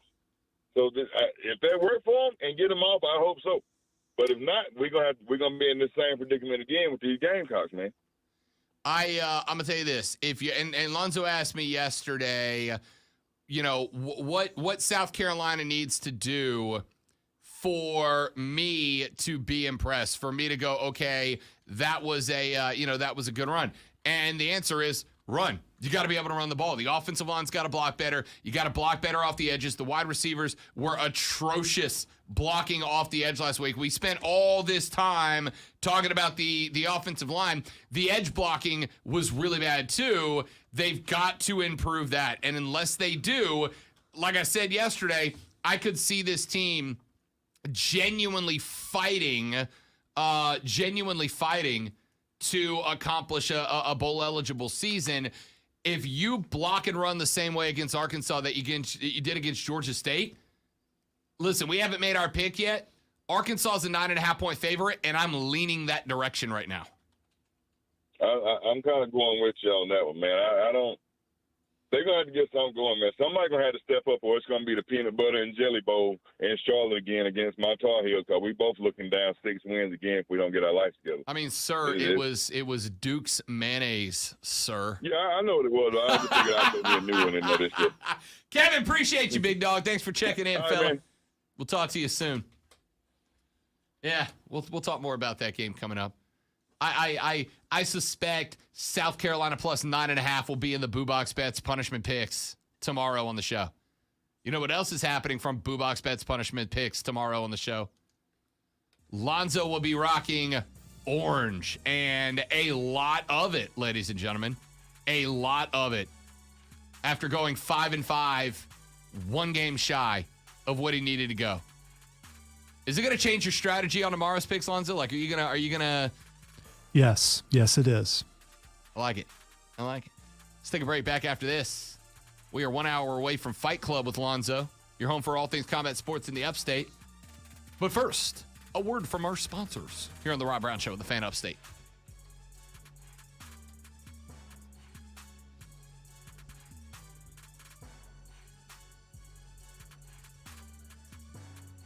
Harley Davidson of Greenville, ladies and gentlemen.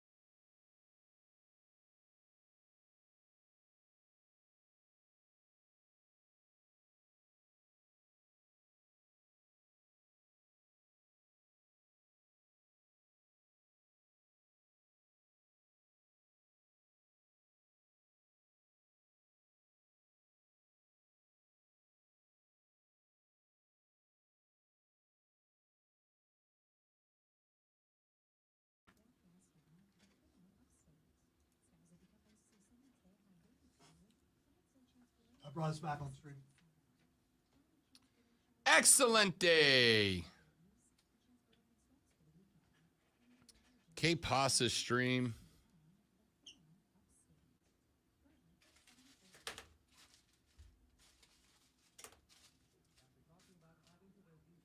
Yeah, that's true. If Tommy Tuberville can get elected in Alabama, Nick Saban could be president of the state.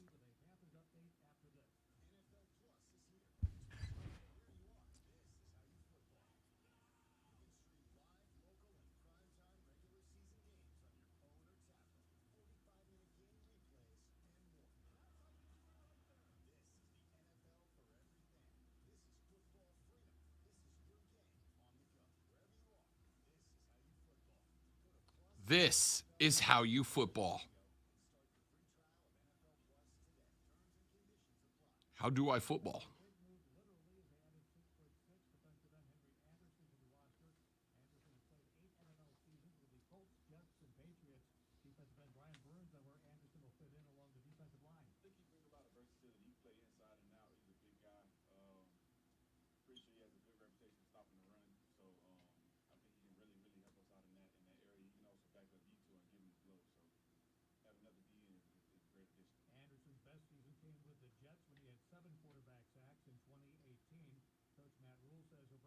versatility to where they can plug him in. Yeah, Henry's a guy that I have a lot of respect for as a player. We've been looking for someone, play along with Yetur in that first and second down. Big defensive end for us. We have a lot of speed with Brian Burns as the Marquise Haynes and then Mari Barnos, but someone could fill that role playing the 6'10". Grab me another drink real quick. Be right back. Stream don't go nowhere. 30 seconds. Maybe. Tops. Henry's a guy that's been in the league for several years. We had a chance to see him when we joint practiced against New England. So when on the injured list for them, someone we immediately targeted. Panthers waived former draft pick defensive tackle Davion Nixon in the corresponding roster move. I'm Jim Zoki on the Carolina Panthers Radio Network. I'm Chelsea Messenger helping you keep the book with BetQL. The Phillies come home after a 6-game road trip and hold Bryce Harper continues to rake. Harper hitting 323 since his return. The Phillies are averaging over 5 runs a game. Over last It would become the Republic of Alabama and he'd become emperor. They would just name the state Saban. most of the scoring to hit the over, but BetQL thinks take By the way, you can't go wrong if there's a T on the back of your shirt size. Because that means it's a longer shirt. And the best part about that is because T-shirts tend to shrink. If it shrinks up a little bit, you're good. It's the details that can save lives. Even when no one else is watching, you see everything. Granger gets you, and we're here for you, and all the ones who get it done with a wide range of safety. Also, there is no standard when it comes to shirt size. There's really not. What And it's one company infuriating. calls an XL, another one will call large, and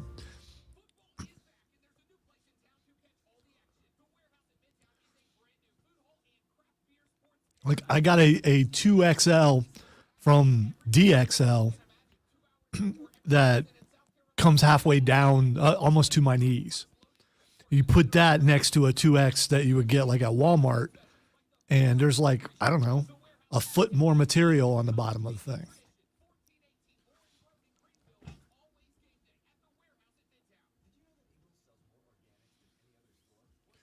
Did you see this the thing that Keegan tagged us in on Twitter? Mm-mm.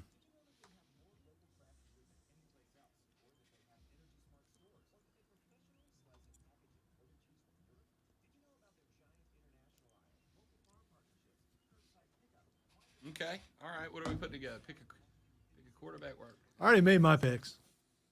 I'm going. I mean, you have. Is Magic allowed within? Yes. All right. then Everyone's picking Genie. I mean, gotta be it. yeah. If you can't use Magic, it's obviously Hercules. Obviously. But if you use Magic, it's Genie. Running back is Dash. Right. Obviously. I think first two choices are pretty much Yeah. consensus. All right. So from Star Wars, I'm picking a wide receiver. Obi-Wan. See, I went Obi-Wan also. I thought about Anakin, but Anakin has a tendency to throw fits. He's a locker room cancer. Yeah, when He's a diva. things don't go well for him. Yeah. He's a diva. Plus, every time you tackle him, he's going to get up and be like, I hate grass. It's coarse, and it gets everywhere. Because that's a thing he said in one of the movies. And from Marvel Studios, we need a tight end. Thanos. How's anybody but Thanos? See, I'm going Spider-Man because Again, I'm doing this as if magic. Well, is the Force magic? the Force is kind of magic. Then it's not Obi-Wan. But they wouldn't know. If the Force is magic, then it's Chewbacca. You're not picking these guys for their stature. You're picking them because of the magic. So, buddy, we are going back on the air. Sorry, Charlie.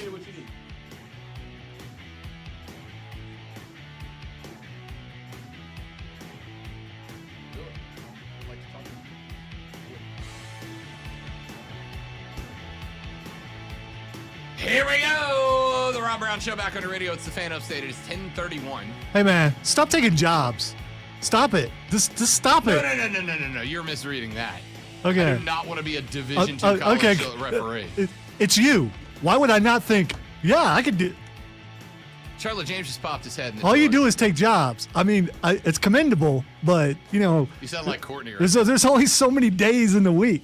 She's like, hey, what are we doing Thursday? I'm like, I got a podcast. She's like, what are we doing Friday? I got to call a Burns football game. What are we doing Saturday? I'm going up to do Lonzo's show and play D&D with him. What are we doing on Sunday? I got to watch football and do a podcast. What are we doing on Monday? I was like, Monday afternoon, I got nothing to do. That's my next afternoon with nothing to do is Monday. Stop taking jobs. Like, I like money, and I'd also like to be famous. I'm sorry. I'm working on it. Something you don't hear very often, dude. Stop working so hard. Say no. It's okay to say no. It's all right. It's okay. Charlie just popped his head in the studio during the break. And I'm like, all right, man, what's up? You got like 6 seconds before we're on air. He goes, I got a buddy who is a Division II college football official. And he just told me that they are having a hell of a time getting referees to D2 games right now. There's just not enough guys that want to put on the stripes. And, I got to tell you, I get it, right? Because it's not excellent pay until you make it to the D1 level. It's not really great pay. Now, I did work and let me tell you how much. It's excellent pay at the D1 level. When I worked I spent 2 years, Lonzo, working communications for county government in Okaloosa County. I was the PR director for Okaloosa County government. A job that I hated with every fiber of my being, but it's also the most money I've ever made in my life, right? So I spent 2 years doing that, and one of the guys that was a department head, he was, as a matter of fact, he was the director of public works in Okaloosa County. So if a road had to get paved, or a sewer line had to get run, or a stop sign needed to be put in or whatever, Jason Autry was in charge of that. Jason Autry was a good dude and a hard-working guy who was the director of Public Works. And I think he still is, as a matter of fact. I think he still is. Anyway, Jason Autry has also been an official at the NCAA FCS level for like 14 years. Like 14 years. He works as the public works director all week long. And then on Friday, when he gets off of work, he flies to whatever game he's got. And he does it at all. He'll do a Sun Belt game one weekend. He'll do an SEC game one weekend. He'll do a Big 12 game the next weekend. Anyway, he told me his backstory. Back in like 2004, his officiating career began. He ran the clock for middle school and JV games around Okaloosa County. He worked his way up to middle school umpiring, then middle school head officiating. Then he jumped to high school, did a little bit. And then he applied in like 2009, 10 with the Gulf South Conference, got in with them. And then he just jumped up, and now he's calling SEC games. In fact, I would be 99% certain that all of you have seen Jason Autry call a game at this point, because he's been doing it in big conference football for a very long time, right? And he's really good and a super nice guy. When I was doing my sports show, Jason would come on and do a segment with me called Stars and Stripes, where he, a referee wearing stripes, would help me break down penalties that were called against the game's biggest stars, right? I only did it that way because he gave me a segment called Stars and Stripes, and I thought it was beautiful. Anyway, Jason was a stellar dude, right? Jason Autry did not make enough money as a head official and crew chief in the SEC, Big 10, Big 12, etc. Did not make enough money as a head official and crew chief not to leave his job as the director of public works for Okaloosa County, right? So imagine what D2 guys are getting paid.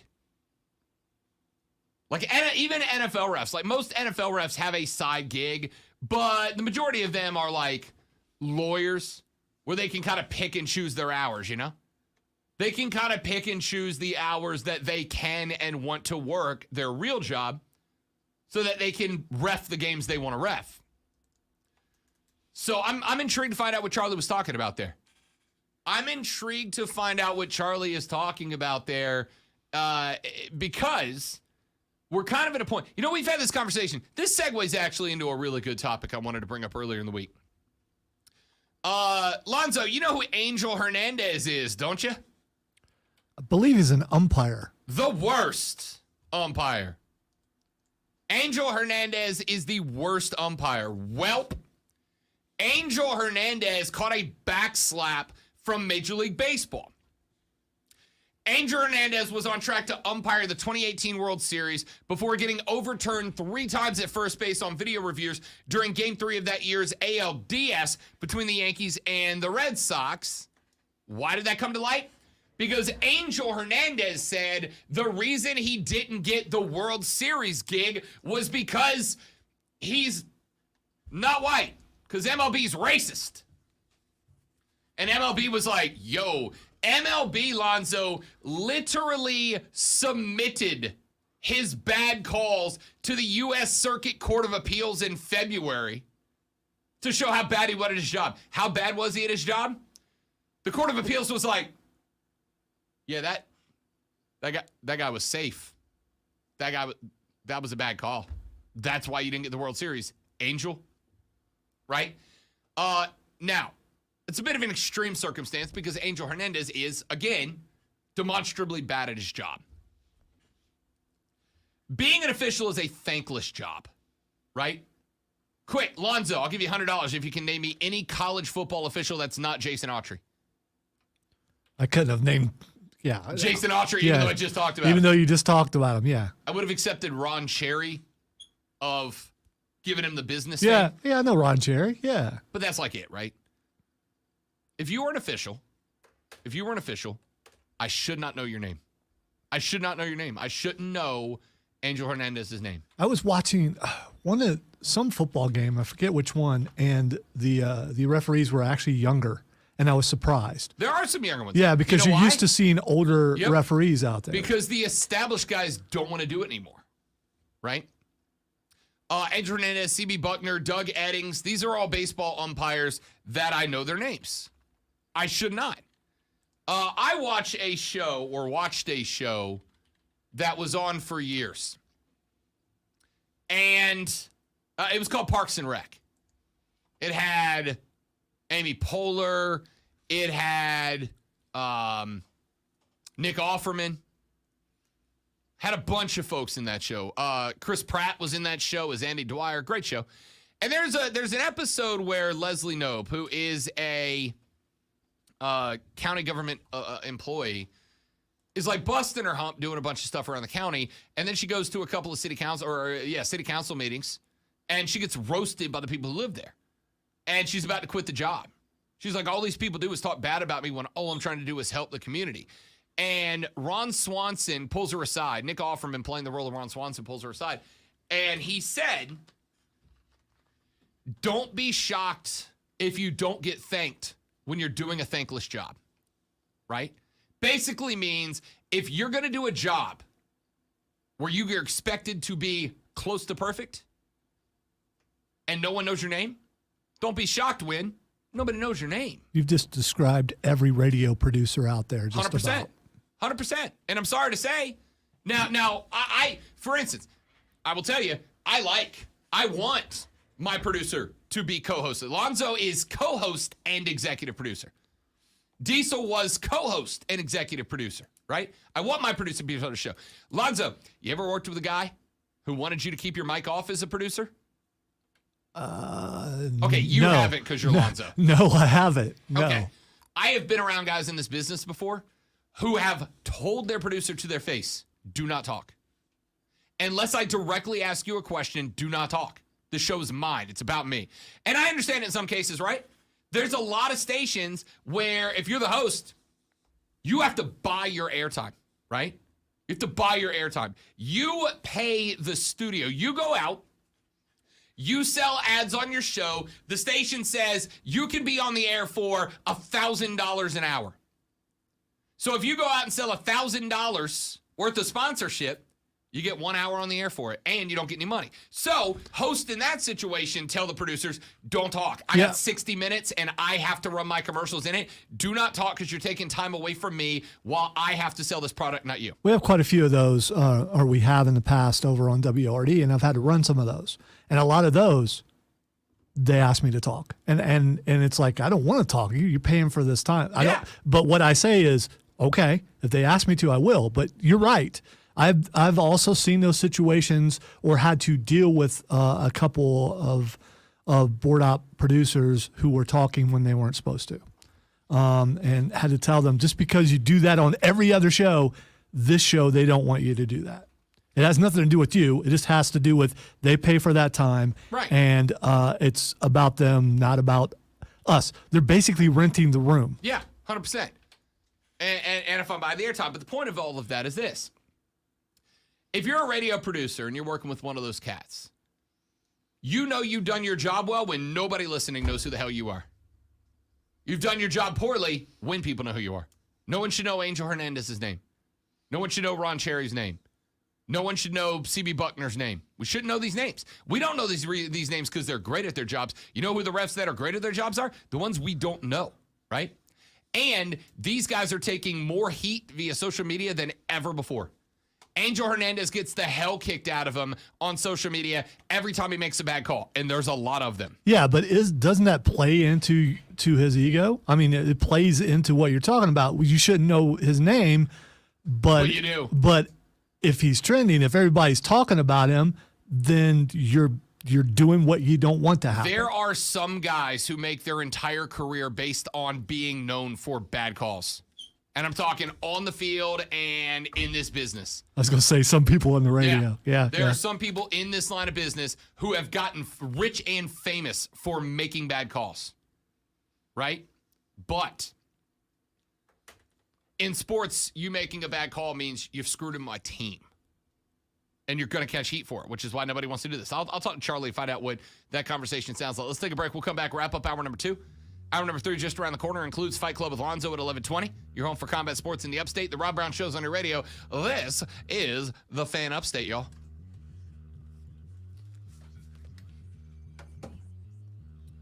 Apparently, nephew Lou is watching the show, and he knows who Mr. Lonzo is. He knows your name now. You have made it into the fam. Hey, Lou. I'm going to the restroom now. Hooray. Which I've been trying to do for the last 5 minutes. Oh, that's why. That's why.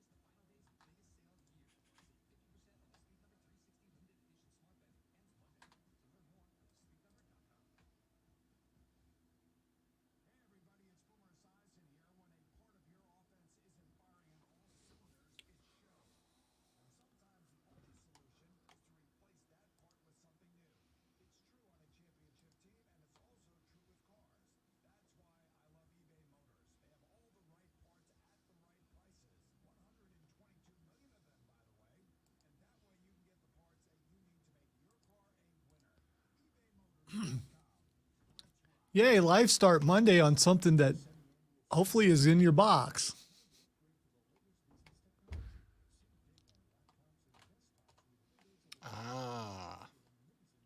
And it is.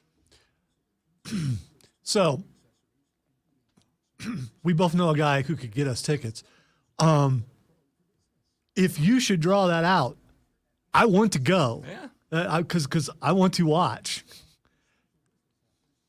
I hate it, but I'll allow it.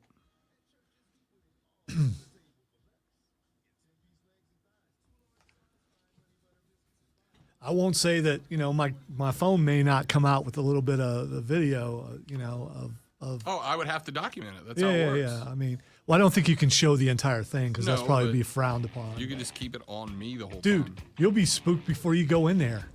We went last year and it was Oh, closed okay. and I hated it. Yeah, well, You know what I'm that. saying? Oh, yeah, but So just so you guys know how this Boo Box Bets punishment thing works, Alonso's going to be rocking the all orange tomorrow on the show. And he's quite excited. He's got the jersey sitting on the desk. That's the word. Excited. Yeah. For sure. Got the jersey sitting on his desk. Well, we just got the email that Mad World, South Carolina's finest haunted attraction, is rejoining the show this year. And in the Boo Box for Rob Brown is a 10 Mad World. Now, that stays in the Boo Box, Lonzo, until Mad World closes, because I think they close up before the end of the football season. So basically, that's in there through what, like November? Yeah, I think it They goes go through a like couple weeks in November. Yeah. Yeah. So basically, the whole college football season and about 3/4 of the NFL season go to Mad World. Now, for those of you that don't know me, I despise being jump scared. My girlfriend is my favorite person on the planet outside of my immediate family. And when she jump scares me intentionally because she's a jerk, I call her bad names. All right? I hate it. I hate being jump scared. And Yeah, to the point where it's so hard for me to not do it because that's just one of the things that's one of the great joys in my life. But Rob has a very bad day afterwards. I will not like you the rest of the day. That will be the last communication that we have is when I tell you off. Right? When it accidentally happens, we have a subpar show. Yeah. We don't do bad shows here, but you could be subpar compared to the excellence that we're used to. Hate it. Hate it. And go to Mad World and go through the entire haunted attraction is on that list for me. By the way, they have creepy people that are out there while you're in the waiting area. You didn't get to see this last year because we didn't get to go in. Who just that's what they do. They jump scare you before you even go in. So so you will be angry before you even go in the place. I'm already angry that it's in the Boo Box. If you should happen to draw it out of the box. So let me put it this way. I am tempted to add a ton of other awful punishments just to decrease the chances that I draw that, right? That's how much I hate it. And the worst part is in that we have made this public, and I will be telling people when I go to Mad World, and knowing the people that work at this radio station and the relationship that they have with the folks who run Mad World, I have no doubt that somebody here is going to get word to them that there's a public figure coming to visit you guys on Friday. He should get a little extra special attention while he's attending. Well, I definitely want to go if you lose, to watch it, to document, and to persuade, go this way because, there's nothing over here, knowing good and well there's something over there. Yeah, so, yeah. No, I'm not excited. So Lonzo's got to wear all Clemson gear tomorrow for the duration of his day at work. And I got to tell you, I'm very much considering, Lonzo, picking the games today and sharing them with both of us so that I have extra time to prepare for tomorrow's picks. Because now that Mad World's in there, I am determined to go undefeated. I am determined to go on a streak that makes it to the point where Lonzo says, I don't want to do this anymore. All right, Rob. So the most disturbing thing that I saw at Mad World is I saw the boss dancing with clowns, and I can't get it out of my head. It was a strobe light. The clowns were dancing. The boss was in there dancing with them, and it was disturbing. See, it seems like Rob will be the guy that has fun like that. But no, because at any minute, all these clowns are just going to jump at me at the same time and freak me out. And I'm not afraid of clowns. Let me tell you how much I hate this. Last year, they invited us out to go check it out when the park was closed, right? When the park was closed to play mini golf. Yeah? To play mini golf. And when it was over, they're like, hey, do you guys want to see the costuming department? So we went back to the warehouse in the back where the performers get ready. I hated walking in that room. Oh, they weren't even dressed. They were like putting on costumes and trying stuff out. And I hated that because I'm like, one of these jerks is going to scare me. One of them's going to jump at me and I'm going to hit a performer. I don't want to do it. Not looking forward to it. All right, when we come back, let's take a look at some weekend games, including tonight's Thursday night NFL matchup, and then Fight Club with Lonzo, and then Twitter trending topics, and then we go home on a Thursday, get ready for the college football weekend, and an NFL game tonight on the Rob Brown Show and the Fan Upstate.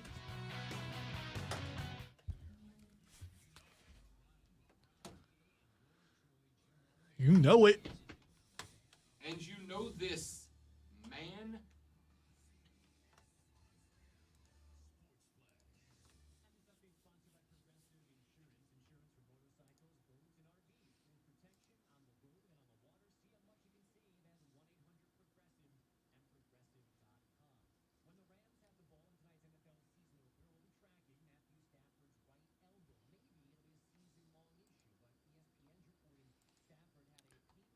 That's a good point. If the Force is magic, then talking cars are magic.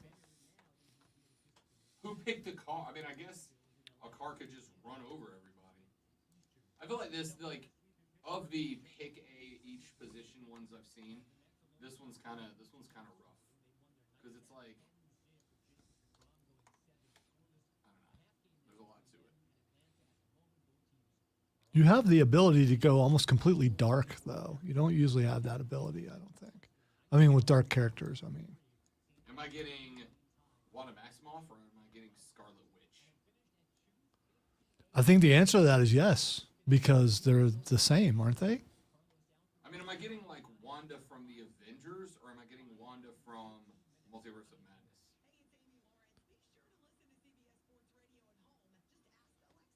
I've heard a couple, I've seen a couple things about, so Queen Elizabeth II is under medical supervision. Yeah. People are acting like she died. She is pretty old, you know, that is, she is going to die eventually.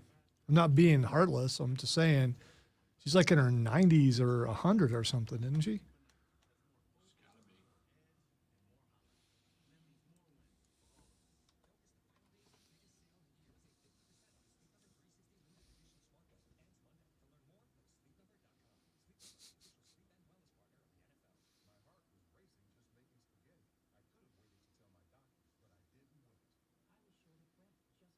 Rob didn't make his picks on that yet, Josh, because he has to check Vegas. You sound like it's a bad thing. You trying to win or you just trying to have pride? I'm trying to win. I ain't trying to go see Mad World. You don't even know what I'm talking about. I'm talking about on the Disney thing. Oh, gotcha. I was joking, but you did prove my point. So, I mean, you know, there's that.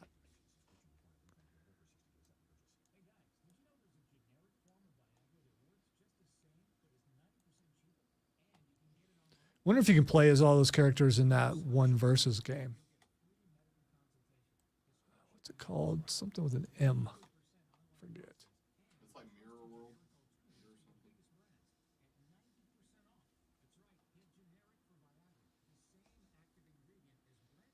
I've seen it because the SEC network guys all play it with their kids and talk about it.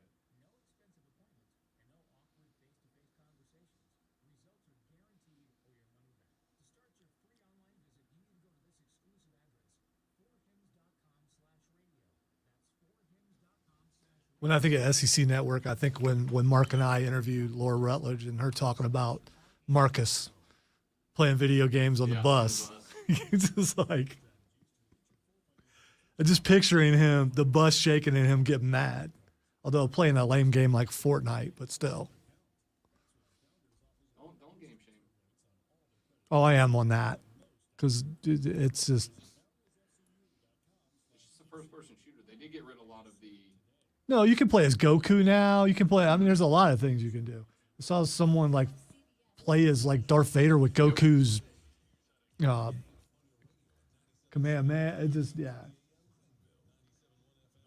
mean, they've definitely embraced pop culture of all generations, which I think is cool. First of all, Trey, that would not be work, and Rob would do that in a second. That definitely would not be a punishment. Are you kidding me? I will do that. See? That's not a punishment. That's an honor. Are you kidding me? Listen, Trey, I haven't said this on air. Yes, I have.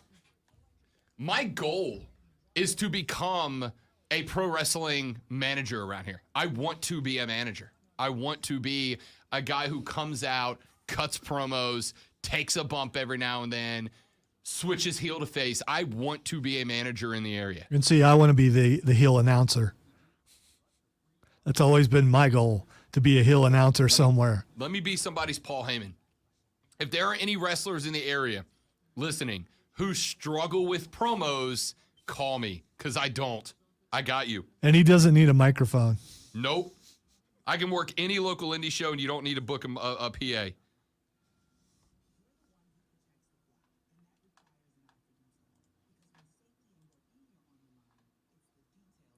That's a good point, Keegan. They do have an opening. For a while, anyway. I was saying, he's leaving SmackDown for this? All right, like, so during the season? I watched him talking about it yesterday, and Yeah. what he said is he talked to them. They said it was an opportunity for him, and as far as they were concerned, that the WWE is now on College Game Day. Yeah, hell yeah. And it is. that he's not losing his job. He's just going away from it for a while. I mean, you know he's going to be dropping references on that show constantly, right? No way he makes it through the whole season. Like on the show, or Yeah, there's some references? people. There's some people not ready for that. There's some buttoned up shirt Oh, people 100%. not ready for that. 100%.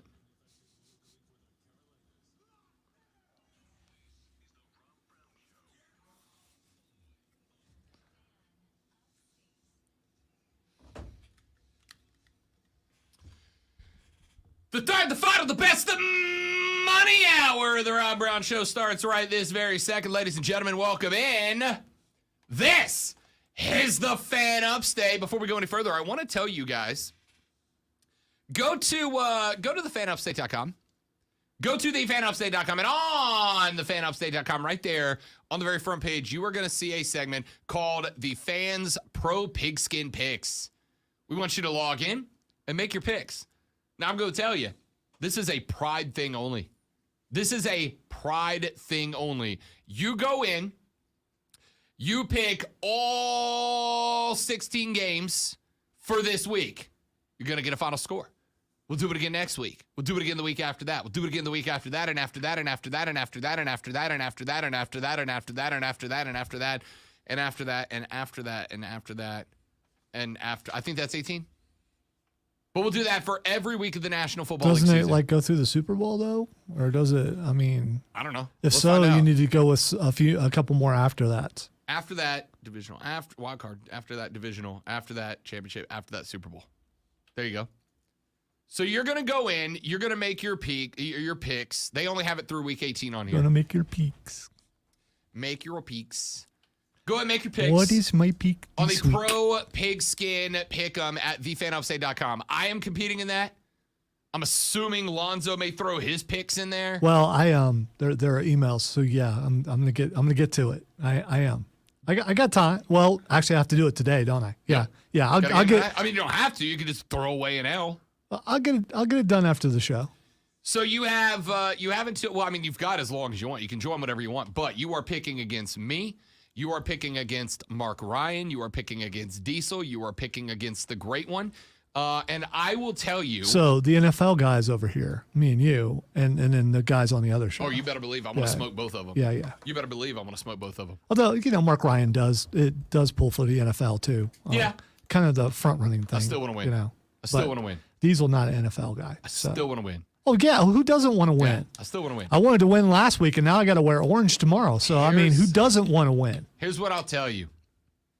On our Pro Pigskin Pick'ems on the website at thefanupstate.com, everybody who beats both Lonzo and I will get a shout out on the show.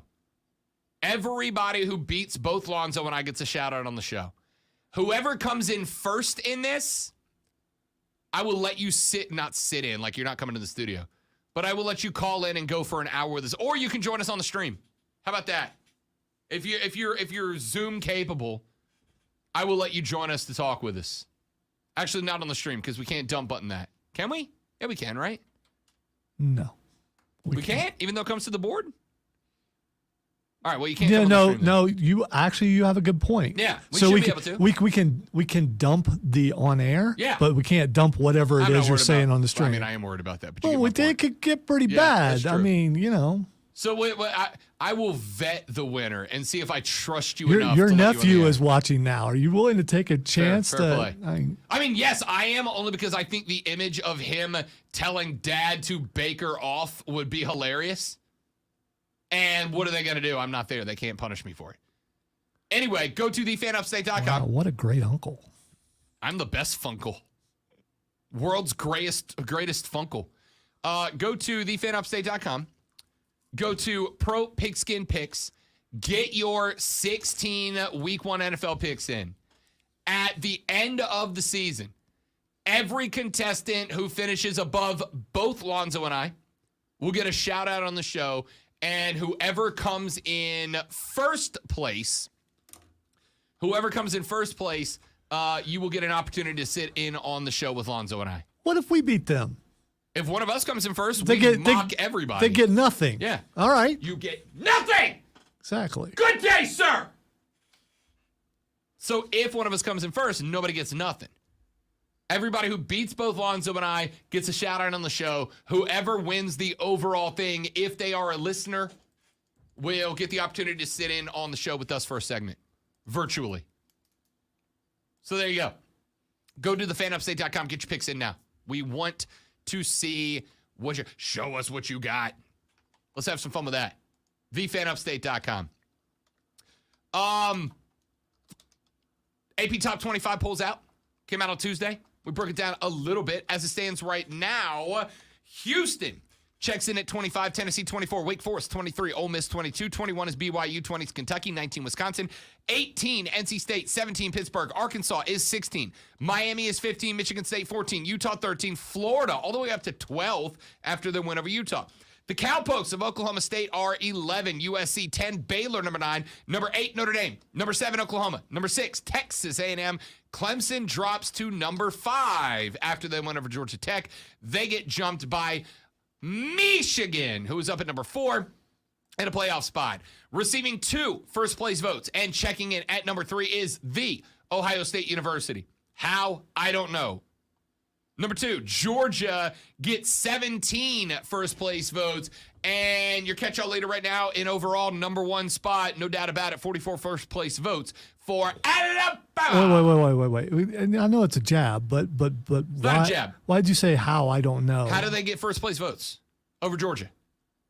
How do they get first-place votes over what Georgia did this weekend? Here's how you get first-place votes over Georgia, because you respect and believe Notre Dame's a better team than what they're given credit for. That's the only reason why you would vote them number 1.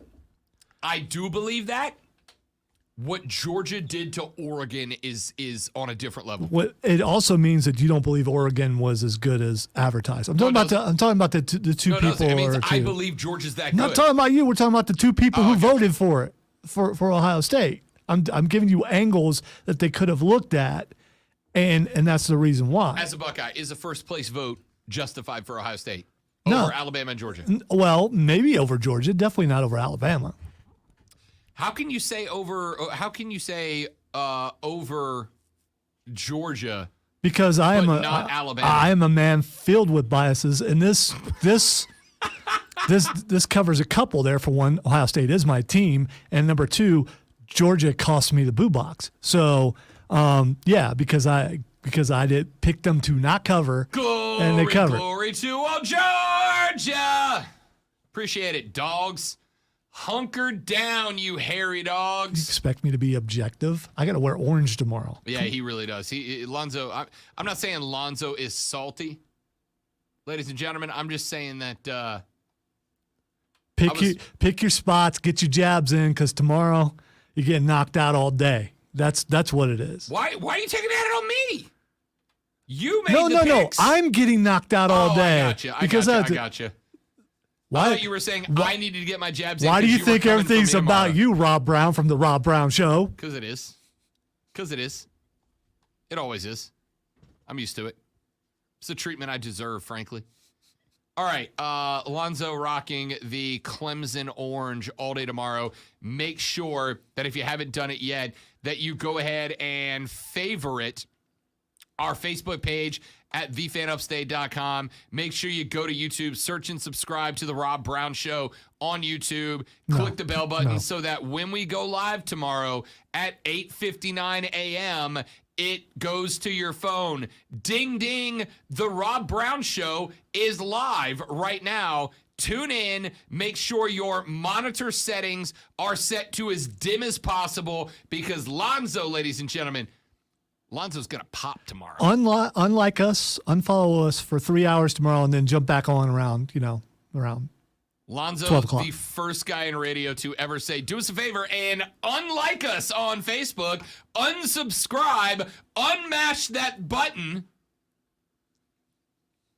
He hates tomorrow, y'all. He hates tomorrow, and it ain't tomorrow yet. Yeah, how can you hate tomorrow before it gets here? Well, Zoe. I'm living proof. That's how you can. Zoe hates tomorrow. It's not tomorrow yet. So make sure you're on the stream. It's going to be great. Anybody on this AP Top 25 poll, Zoe, that jumps out at you as too high or too low out of the gate after week one? No, it's still too early in the season. I mean, because teams are still playing teams that are lesser than them. There are a few teams playing quality teams. But until like week 4, week 5, that's when you really start to know what you got. Yeah, you're not wrong. NC State is interesting. Wake Forest is interesting because Wake Forest looks like they're going to get Hartman back. Apparently, the medical issue that he had during the offseason that took him out of week 1 was a blood clot. And he has been cleared by doctors to resume action. I'm sure he's going to need a week to get himself back into shape or so. But Wake is interesting down at 23. NC State is at 18. They were 11.5-point favorites against ECU. A bet out of the Boo Box Bets punishments that Zoe and I both made because NC State won by a point. NC State may not be as good as we all projected them to. I'm wondering if last year's chaos in the Atlantic Coast Conference with Pitt and Wake going to the title game made NC State look better this year. There were a lot of folks saying, NC State's a threat. NC State's a threat to Clemson this year. NC State could surprise some people. They looked not good in week 1. And as Lonzo's been saying the whole time, it's 1 week. It's 1 game. Slow your roll. Don't panic. But we all thought NC State was going to come out gunning, and it took everything they had. Now, that being said, ECU, Greenville, North Carolina, has proven itself to kind of be a tough place to go play. There have been a few South Carolina struggled there last year, right? There have been some teams that have gone to ECU and struggled against the Pirates just a little bit. But damn, I thought NC State was better than that. I really did. Was the first game jitters? I don't know. Was the pressure on Dave Doran because, he's kind of expected to be taking the next step with the Wolfpack? I don't know. I do know they did not look like a fully competent football team. I did hear Mark Ryan proclaim the Gators are back.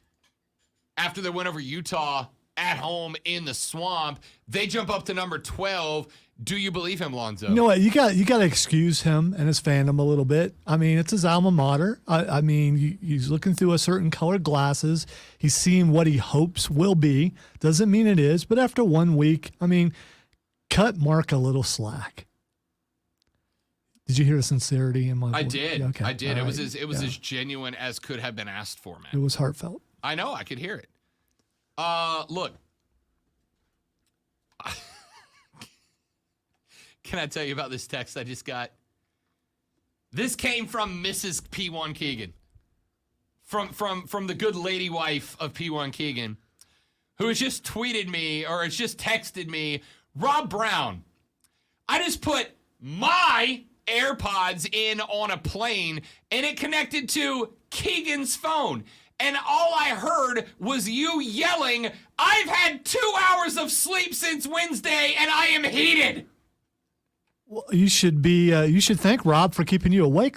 This poor lady was ready to put her head back and take a nappy nap on the airplane to fly up to wherever she's going, pops him in, and her husband had it where her iPods instantly connected to wake up. Amazing. Sorry, Savvy. Sorry about that. Blame your husband, not me. I'm just doing what I do. I don't know if anyone else noticed. He got louder after that. It made me laugh. Like he's doing it on purpose. It made me laugh. Of course I did. I'm excited. All right, here's one for you. Florida beat Utah. I have zero problem with Florida being inside the top 12. Except for, you know what I think, and I could be wrong here, but I could have swore I heard one of Mark's minute things that he does where he picked Utah to be in the playoffs. You sure did. Yeah. And he was, by the way, he was not alone in that. So is that still? Does he still believe that? I mean, after not his that they're in team the beat playoffs them, because they took an L, but yeah. I think it's less okay. Utah's worse than we thought, and more. Wow, Florida's much better than we thought, right? And I got a problem with that because I'm gonna go ahead and tell you right now, Lonzo, you ready for my hot take express of the day? Anthony Richardson, the Gator quarterback, will be in New York for the Heisman Trophy ceremony, and not because he's on vacation. Anthony Richardson will be in New York and will be a Heisman Trophy finalist. That's how good he looks. By the way, we've reached our quota of Mark mentions. That email is coming if we keep it up, so we probably should stop. For the record, I'm agreeing with him. Florida looked the part. Florida's not going to beat Georgia. One game. It's just one game. But I think you should get cut some people a little slack if it's legitimately their team. It's just one game. That team's good. Pardon me. They are good enough. Yeah, that coughing was not intentional. It was a total accident there. It just happened to come at that point. That was bad timing. They got Kentucky coming to the house. I'm going to go ahead and tell you, that game, Zoe, is going to be in the Boo Box Bets picks for tomorrow. Kentucky at Florida. I'm rooting for my kinfolk. Florida, by the way, Kentucky's a top 20 team. Florida was not ranked when the season starts. What's the line on this game? Take a guess. Who's favored? Wow. Before this, I would have said Kentucky. Yeah. But after what Florida, I'm going to go Florida by 3. Close. 6. Okay. Florida by a full touchdown. Full touchdown. No PAT, but full touchdown. And I might take them to cover. Not kidding. On the straight money line, Florida's minus 255. Kentucky's 1.5 to 1. Plus 185. Just over 185. Y'all, Florida's no joke. I hate it. But Florida's no joke right now. They will beat Kentucky. Then they got USF. That's a win. Pretty sure they'll beat Tennessee.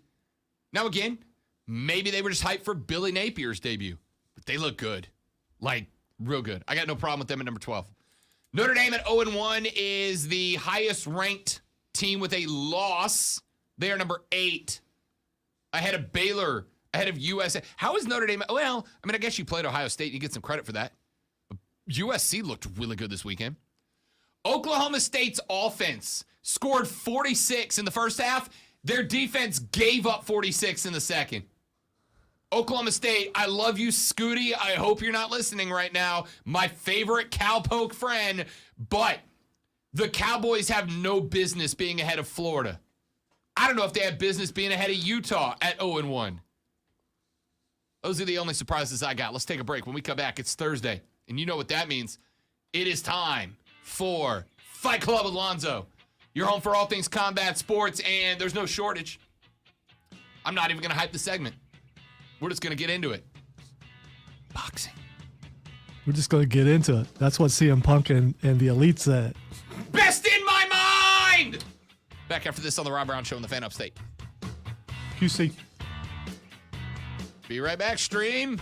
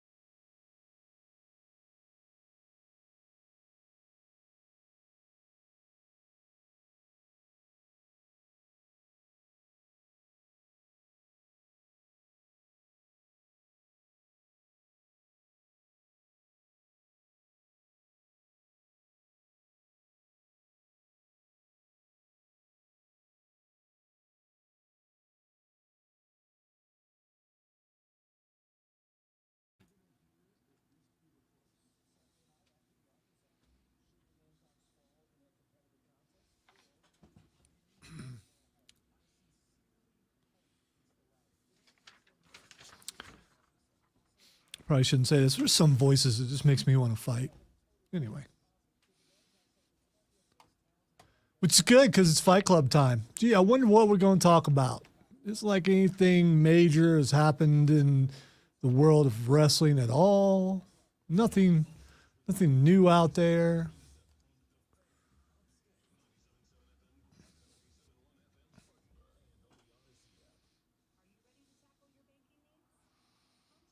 It's a good point, James, but he never should have held the belt in the first place. And I like how some people who are, not all and not enough, people who are CM Punk fans are suddenly, coming around to the fact that he doesn't appear to be a good guy, which doesn't matter in the scheme of things. You can be a bad person and still, exist without causing problems for people, but he seems to cause problems everywhere he goes. Maybe I'm wrong. Maybe it was the other guys. Maybe it's a combination of those, but I don't think so. Sure does seem to be a pattern there.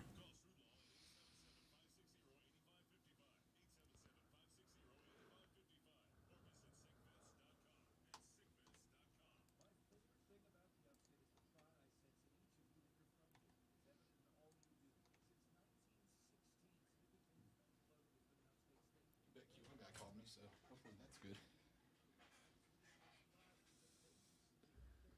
Called you while you were on the air? Yeah, I called him back. Was like, let me call you after I get off the show.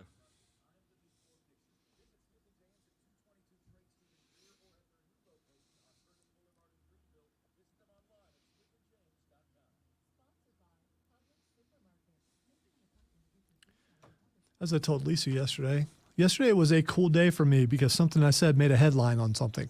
Yes, indeed. It's like, I said that. That's the headline. That's so cool. You got the lead quote in the article, my guy. I did. That was awesome. I played the wrong intro. You sure did. I played the wrong intro. Oh no. I told you guys Alonzo loved this segment. Loved it so much he wants to do it twice. Another edition.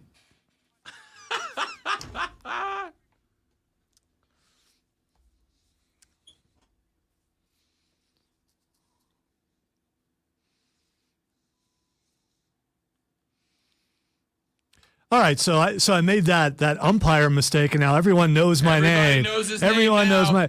Here's the reason why I made that mistake. It's not an excuse, it's a reason. I got to wear stinking orange tomorrow. I can't get that out of my head. Alonzo's up in his feels right now. I've been trying to fight mistakes this entire show, and I did pretty well up to that point. But, Alonzo's in his head. I'm already lost. It's like that third baseman that goes into a hitter slump, and then he starts staying in a hitter slump because all he thinks about is the slump. All right. Speaking of hitting, we have to, and there's a lot of stuff to get to, but we cannot not talk about CM Punk at the scrum and all the things he said about the EVPs, who just happen to be the elite in AEW, just happen to be the guys who started the company. I mean, those guys. I mean, what do they know? How they don't know how to do anything. Well, you know what they know? You know what they knew how to do? Start and run a really successful company. Yeah, a company that's been somewhat competitive with the company and has caused the company to do better. As they have risen, so has the company. And I just want to know, because I've heard a lot of things about CM Punk through the years. Rob, are you really surprised? Because you seem a little surprised by this. So here's where I come out on this. Yeah. There's been a lot of stories probably about should explain exactly what happened to people who don't know the story. So at All Out this weekend, CM Punk defeated Jon Moxley and became the AEW champion. And after that match was over, Maxwell Jacob Freeman, the biggest heel in wrestling and the greatest on the mic maybe ever. Maybe AEW savior right now, but came out and gave him the stare down after winning a effectively Money in the Bank opportunity, right? And so Punk went to the press conference and just went off and called out Hangman Page, called out the EVPs, sitting right next to Tony Khan, who in probably the biggest mistake that TK has made since starting this company, just let him go. Just let him say everything without stepping in and being like, you know what? I think that's enough. I think it's time for you to get the mic cut. I think it's time for you to go. After that was over, and Punk was dropping F-bombs left and right. It was not good. After it was over, he went in the locker room, and that's where the story gets muddy. All we know is that there was a conflict, right? Between CM Punk, between the Elite and Kenny Omega. Brandon Cutler was involved. Nakazawa was involved. A bunch of guys were involved, all of whom have been suspended. And AEW right now can't say anything about Punk because there is apparently some sort of legal issue now taking place between either Punk and the EVPs or Punk and AEW or AEW. We don't know, right? So where I come out on this is I've heard all the stories about Punk. And there was always, I guess, a part of me that kind of wanted to believe that Punk ain't that bad. It's just that Punk was, for many years, one of the most over guys in all of wrestling because Punk was a guy that I kind of think stood for me as a wrestling fan in that he is an underground guy. He is a guy who brings an indie mentality to the big shows. He is a guy that looks the corporate entities of professional wrestling in the face and goes, we don't have to do it that way. We can do it the way the fans want it done. And I always thought, this guy kind of stands for me. But now I just realize, nah, Punk's in business for himself. And the biggest problem I have with it, Lonzo, is that Punk has turned into everything that he used to complain about when he talked about Hulk Hogan and Ric Flair and all the old guys. When he used to get mad at Hogan for putting himself over all the time, he is now doing that. When he used to get mad at Hogan for politicking, and Cena for that matter, for politicking backstage, what did he tell Cena? You always say you're the best in the world. I just think you're the best at kissing ass in the world, right?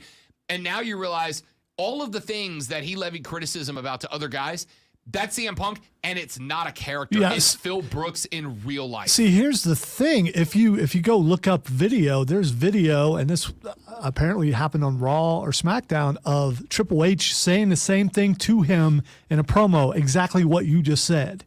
That you say all these things about everybody else, but it's you. Yeah, but that's you are a the promo, guy, right? And it's the but lines. how much of promos are reality? Right, and that's the thing. That's one of the reasons that, to me, wrestling's so damn entertaining, is because when guys are in the ring with a mic, and this is why I love AEW, because it feels like what fighting would really feel like. If wrestling wasn't scripted, AEW feels like what it would feel like if there was no script, if it was just a fighting thing, like a real life fighting thing.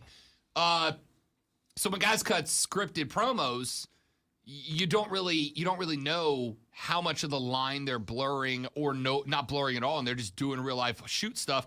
I thought Punk was just kind of doing a shtick, right? He was kind of playing the character he played at WWE, and I loved that character in WWE, except now it's come to find out that, no, the dude will tear a locker room apart from the inside out if it makes it better for Phil Brooks, not CM Punk. And, I will tell you this. Punk went from one of my favorite guys of recent memory in wrestling over the past 15 years, 20 years, to now my least favorite guy. All right, so quickly. Last night on Dynamite, Tony Khan comes out and said nothing. And probably because of what you were talking about earlier, legally he can't. Other By the than way, Amy Dash, Odyssey sports legal expert, who we've had on the show. She is Odyssey's chief legal expert. She has been sending out tweets this morning about it. She is engrossed by this. Wait. So she's not a real man either. Yeah. She's talking about wrestling. Wait. Amy Dash. She's talking about wrestling. Okay. So Tony Khan starts out the show last night and says that the belts are up for grabs. The trios match happens last night, so there are new trios champions crowned, and then there's a tournament for the championship belt. Doesn't say anything about interim. It's a championship belt, which means all parties involved were stripped of their belts, and there was a lot of tight lips. They didn't really say anything. So which I was surprised, because usually someone will slip. Not only did they not say anything, but they even came out, and I thought it was brilliant, by the way. They also kept JR off, so that might have been a good move, because I don't know if JR yeah. That's not even what blew me away. What blew me away was when, before the show, Max Caster, who is known for working real-life angles into his walkout raps, before the show, and I sent it to Lonzo, tweeted out a picture of a live mic with his name tag on it. He came out. The entire wrestling community was like, Max is going to go off tonight. By the way, so do you think he didn't get to speak because and then Swerve came out and cut him off and got mega heat for it. Do you think that was planned? Yes. Because Max played it off really good, like he wasn't expecting it. I mean, it was a good move. I thought it was phenomenal, because if you are AEW, it's CYA, right? It covers your rear, because again, they can't say anything about it yet because of the legal stuff. But it also took a guy in Swerve who went from immediate face when he showed up to tag team champ alongside Mr. In My Glory. Keith Lee, yeah. And Keith Lee. And he went immediately from arguably the biggest babyface in the company to arguably the biggest heel of the night, with the exception of MJF, who wiped his butt with a Bills jersey in Buffalo, which was listen, classic heel stuff is classic heel stuff for a reason. Which is the next thing that I want to talk about. MJF, I agree with him in his opinion of Buffalo, by the way. So MJF, after being called out by Moxley, he dropped some names. He mentioned Cody, which is not a surprise, but he also mentioned Triple H. Yep. And went back to dogging the company, even though he was asked to come back. And they need MJF really bad right now, and he knows it, and you can tell. I don't know how much of that is a work, but he knows how bad they need him right now. Listen, this is what I'm talking about. The MJF character is so good because I genuinely do not know how much of it is a work versus shoot. Like he played when they announced him as the Masked Man on Saturday, played a voicemail from Tony Khan as his intro walkout that was like, hey, listen, I will pay you a lot of money. I just need you to come back and behave yourself, and you're going to make a bunch of money with this company. And then, as you mentioned, drop Triple H's name, drop Nick Khan's name. That was really, really entertaining to me because it blurs those lines. And when he called him, when he said, I am starting the bidding war of 24, right? And then dropped a bunch of WWE officials by name, it was like, damn. By the way, for real. Moxley's promo last night is the best point of the entire night, and that was directed at CM Punk, and you can tell the way he's talking about. And then why shouldn't it be, then the right? line is, "I was supposed to be on vacation this week." Why shouldn't it be, right? Because I got to assume if you are Mox, a guy that when MJF was done and Omega was down and the Bucks were out and all these guys, Hangman was out, all these guys were out, Bryan Danielson was out, Mox put the company on his back and he carried it doing excellent work for a very long time. And then Punk comes back and TK's like, yeah, he's going to win. He's going to go over. He's going to take the belt from you, beat you clean in a match. He's going over. And then instead of being grateful for that opportunity, he acts like he acted like, I got no problem, whether it's real, whether it's a shoot or a work, with it being handled the way it was by Mox. I agree. I thought it was great. I still think MJF was fantastic, but Mox running him out as a chicken boat heel and then cutting the promo he did was about as good of an intro to the show as you could get. And that was a really good show utilizing the young talent that they have to fill in the gaps where they didn't have the Elite and Omega and Punk and Hangman. Well, Hangman was there, but all these guys, Nakazawa, all these guys that were involved. Yeah. So the overall show, though, I thought was a little bit lacking in some places because you could tell that some of the guys' hearts weren't in it. At least in my opinion, that's what I saw. We'll see what happens next week, and we'll see what happens with the legality of the whole thing, if there actually is. Moving on to some other stuff. UFC. Let's see if I can get the guy's name. Kazmat Chimaev. I can never say this guy's name. He looks like someone else whose name I cannot say. Habib, because he's got the same kind of beard and from the same thing. He is fighting Nick Diaz this weekend, UFC 279, and he has already said that he will fight the entire Diaz family if he has to, if they interrupt press conferences and stuff.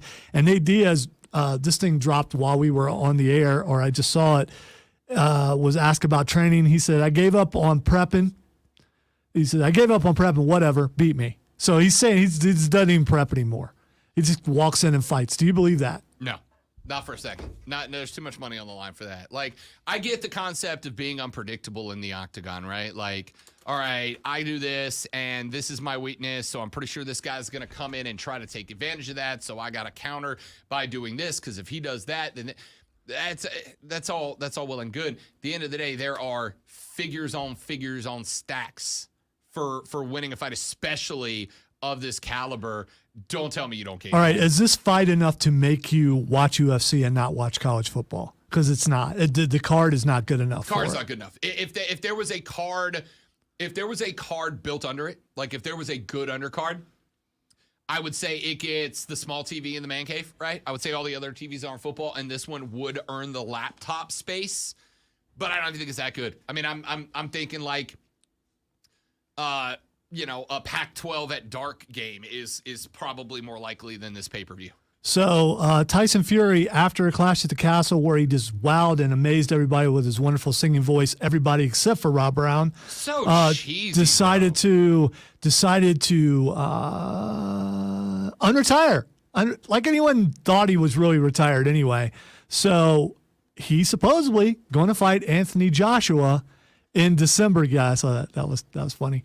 Anthony Joshua in December.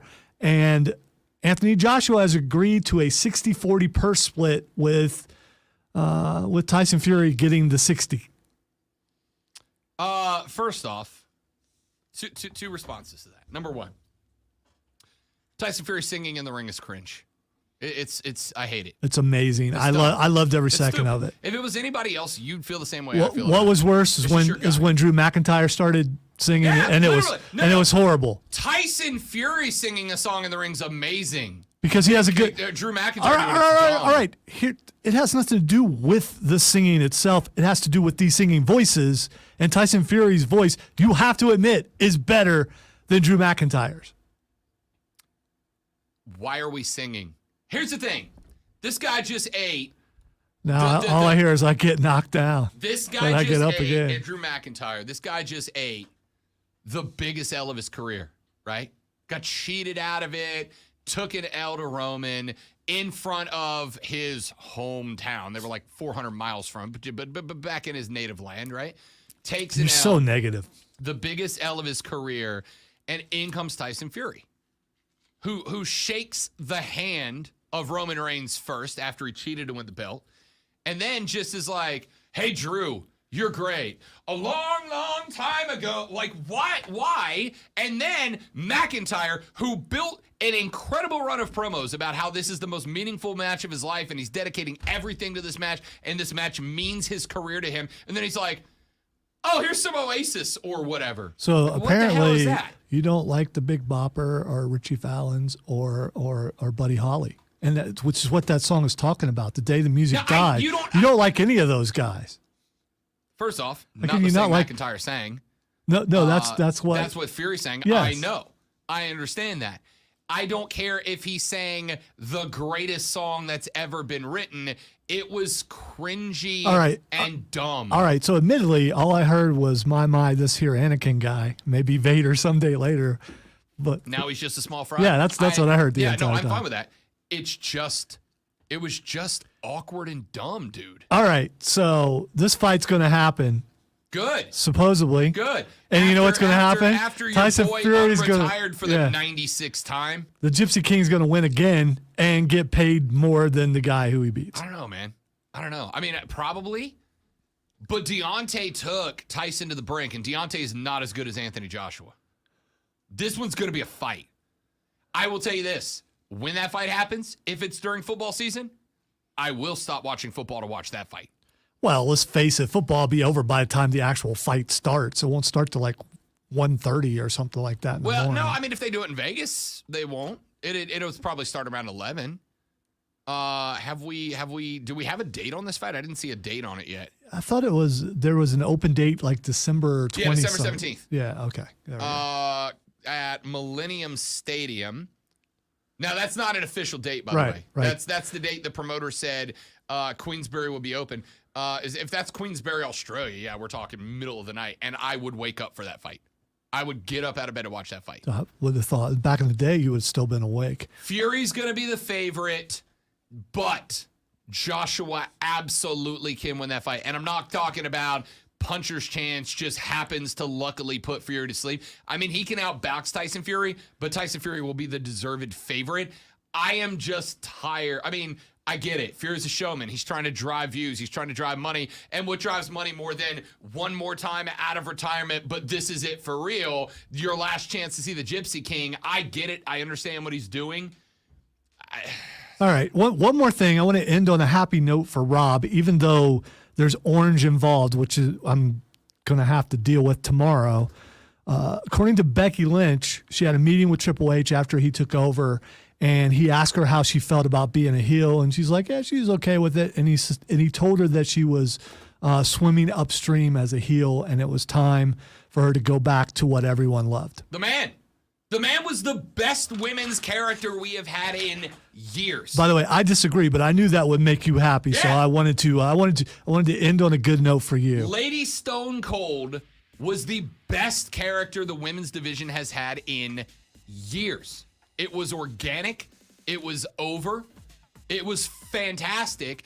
I didn't hate. She actually won me over a little bit with the futuristic diva married to Seth Rollins who can wear the more wicked outfits run that they had. But give me back. Seth Rollins won that contest. Give me back all black Becky, the man with the fire orange hair, who fights with Ric Flair on Twitter. Give me back that Bex. Get rid of big time. Give me the man.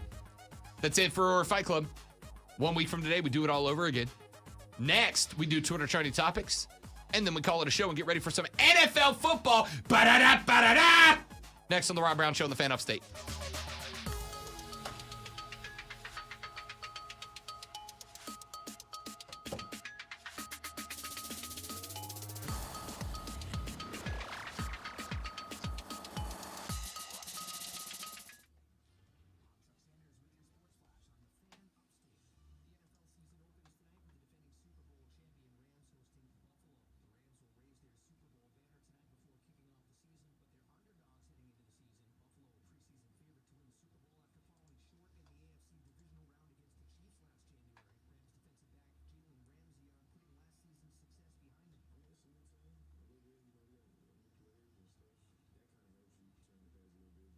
New players and stuff.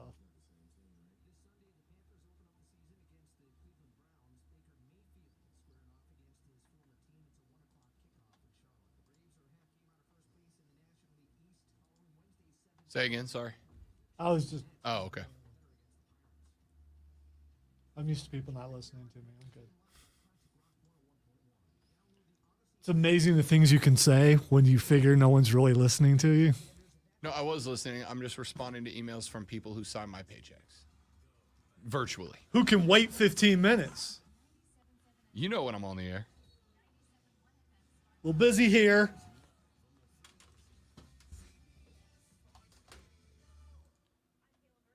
Would you like me to handle it? Would you like me to explain to them the rules about what you're doing right now that you're on the air? And they need to get to you. They got to come through me because they don't want to do that. They don't. Because, and I'm going to pay for this, plot armor. Plot armor.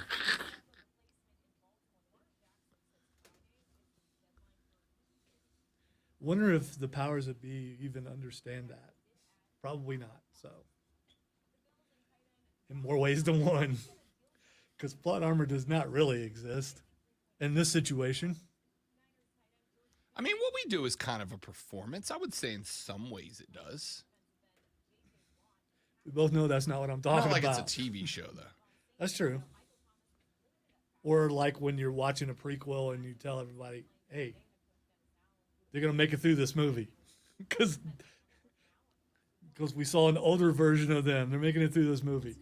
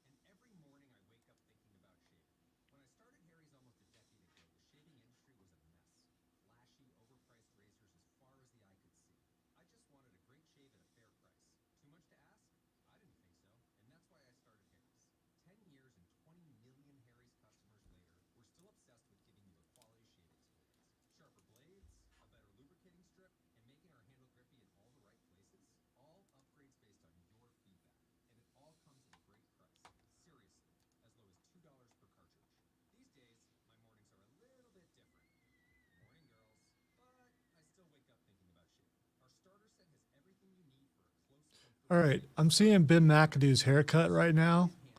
Dude, that's a poor choice. You talking about the 1980s split down the middle look, or No, the no, gelled there's back a look? the Panthers have tweeted. He's live right now. Oh, okay. Yeah. So he's doing a presser right now, and the hair just doesn't. As someone who also has a large head, I think certain hairstyles just don't work. But you see what I'm saying? It just For the record, it's my college haircut. What? Hold on to your youth.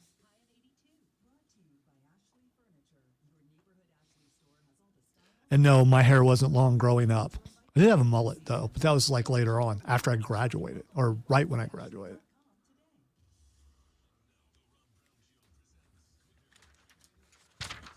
All right, it's time for Twitter Trending Topics. Hey, Alonzo, guess what we're doing after the show?